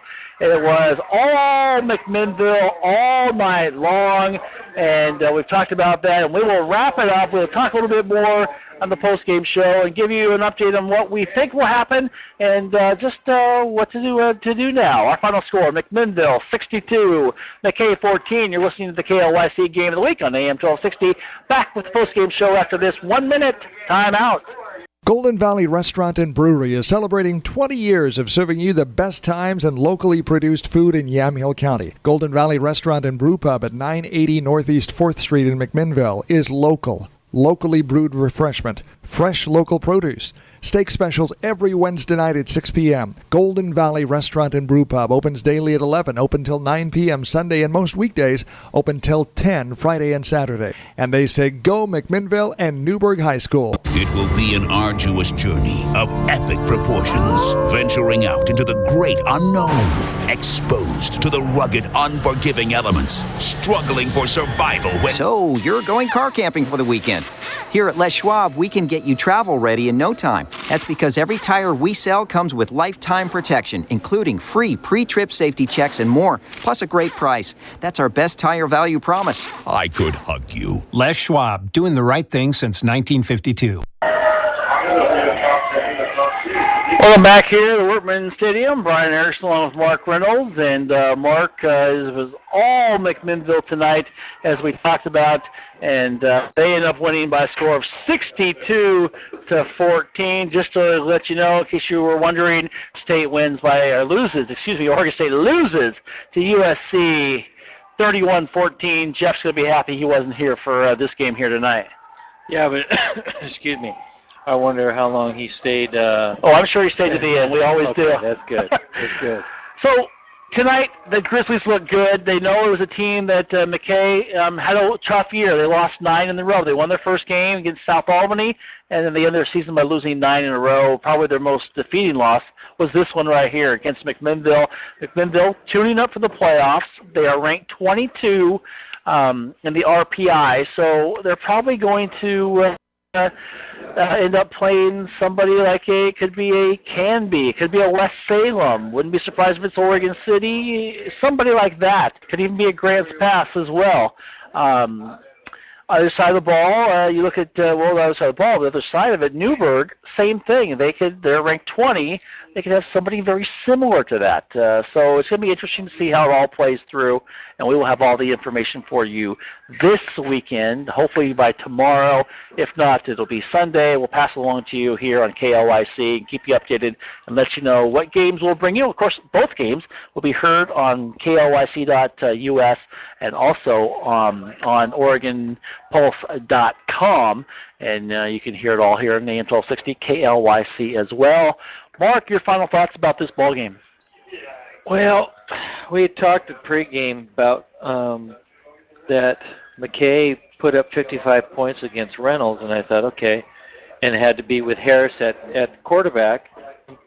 I was kind of shocked at the start of the fourth that Sterling was still in and not Harris, because it looked Sterling is definitely a better runner, but from what I saw Harris throwing, definitely a better passer, and to get back in the game, you got to throw some quick scores. You got to get it quick. There's no time management in when you're behind by 35, 40 points. So I was surprised. That's the only thing I'm surprised about is they didn't go to Harris sooner and wait till 6.5 minutes in the fourth quarter. But after that first quarter by McMinnville, I wasn't surprised how they played for the rest of the game. I couldn't agree with you more. I think Harris was their best shot, but I think there was more to it. He may have been injured, right, and they finally just said, hey, you know what, it's your last game. If you want to go out and play, he wanted to.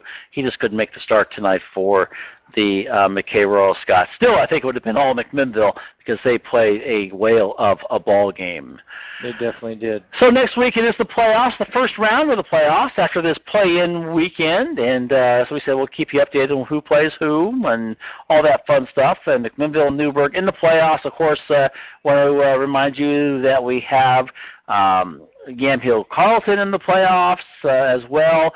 And you've got all the, all the 3A teams starting their playoffs next week. You've got Dayton that'll be there. In fact, we'll go through some of those scores here in just a moment if we can. We know Dayton was going to win this game, their game. They're up 55-0 at halftime. Scores from around the 6A division in the play-in games. Aloha, they beat Port Salem. That's a final, 52-20. Beaverton 35, Thurston 21. That game is still going on. Forest Grove has come back and taken the lead. We talked about it. They did it, 39-35 over Crater. That game's not over yet, but they've taken the lead. And it is Roseburg blowing up Barlow 49-0. Laco 42, David Douglas 21. That game is final. Westview over South Eugene 41-6. That game is final. West Lynn 35, Grant 13. That game is still going on. Gresham, they beat Hillsborough 48-15, and South Salem trailing now 36-33 against Century, and Century, in fact, just threatening once again down to the 4-yard line with about a minute to go. It looks like Century's going to win that ball game as well, and our score here, of course, 62-14. Mark, if you look at it in the play-in games, Aloha at home, they win. Looks like Beaverton's going to win at home. Forest Grove could pull this off at home. Roseburg wins at home. Lake Oswego at home. Westview at home. Flint at home, they win. McMinnville at home, they win. Gresham at home, they win. The only home team to struggle and actually maybe lose, and there's still 127 in that game, but South Salem, they're going to be the only home team, the upper ranked team to lose. What do you figure? Probably about 9, 10 home teams have won at home. So yeah, that's a good recipe. It is a good recipe. Home cooking is good, yep. And this shows about all this bracketing. It really plays into, I think the OSA kind of knew what they were doing when they did all this, is the only team to lose right now, and they're still playing, about 1:20 to go at South Salem. South Salem losing that game by 3, and soon to make it 9, possibly 10, because Century's threatening, as we're watching Saxon TV here on the billboard here in the press box, as that's the only one to lose. So it's good to be at home, and I don't think we'll have a home game next week. Shouldn't have a home game because of the RPI ranking. The top 32 teams, they've been frozen now. McMinnville's at 22, Newburgh's at 20, and so it just depends now where they're going to put us, and I believe they'll be on the road, and we'll bring you all the action next week here on AM 1260 KLYC. Just a reminder, we've got Linfield football tomorrow at 1:30 here on AM 1260 KLYC.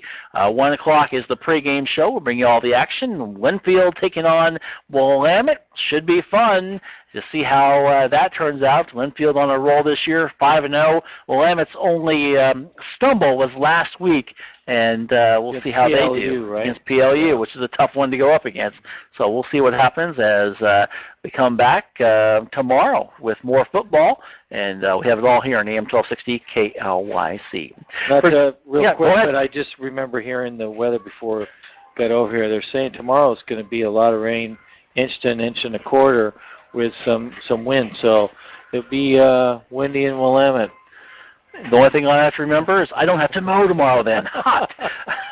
All righty. Hey, final score once again here, 62-14. It was all McMinnville here tonight against the McKay Royal Scots. Glad to have you for Richard Cornwall. Also, Dave Adams, Mark Reynolds, thank you very much. Assman Jeff Ivey will should be back next week unless he decides to go hunting, fishing, or something else. News register guy, the other Robert Hudson, yeah. Robert, good job. He did a good job. He helped us out a little bit here tonight, and got to love that. So thank you very much, and thank you so much for listening here on AM 1260 KLYC. Good night. We'll see you next week, everybody.